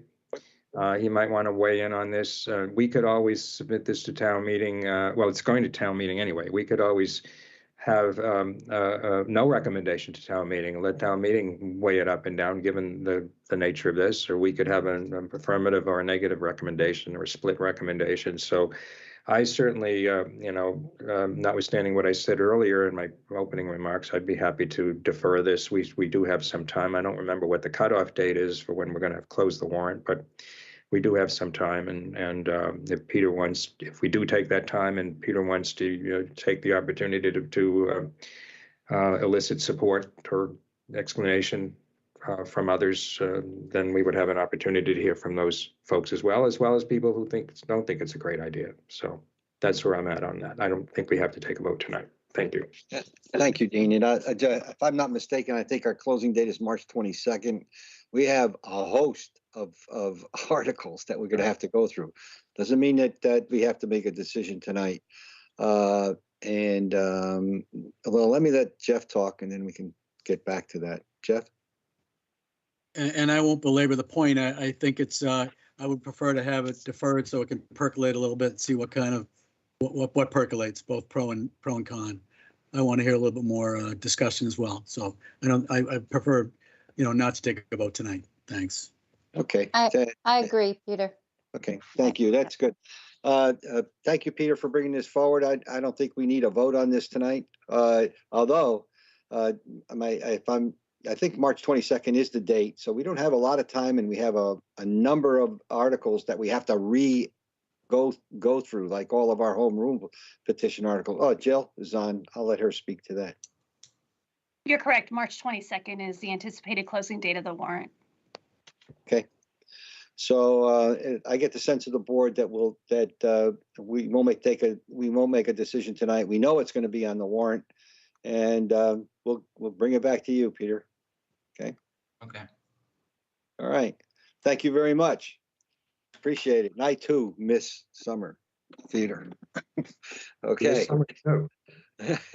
Yes, that's right. Just plain old summer. I missed that. Okay. Thank you very much. That was the last agenda item. Before we leave, anybody have a comment? If not, I'll have a motion to adjourn. So moved. Second. Okay. Second. All right, let's take a vote. Jeff. Aye. Dean. Aye. Shireen. Aye. Chair says aye. And good evening, Chatham. Been another interesting meeting. Yeah. Good night, everyone.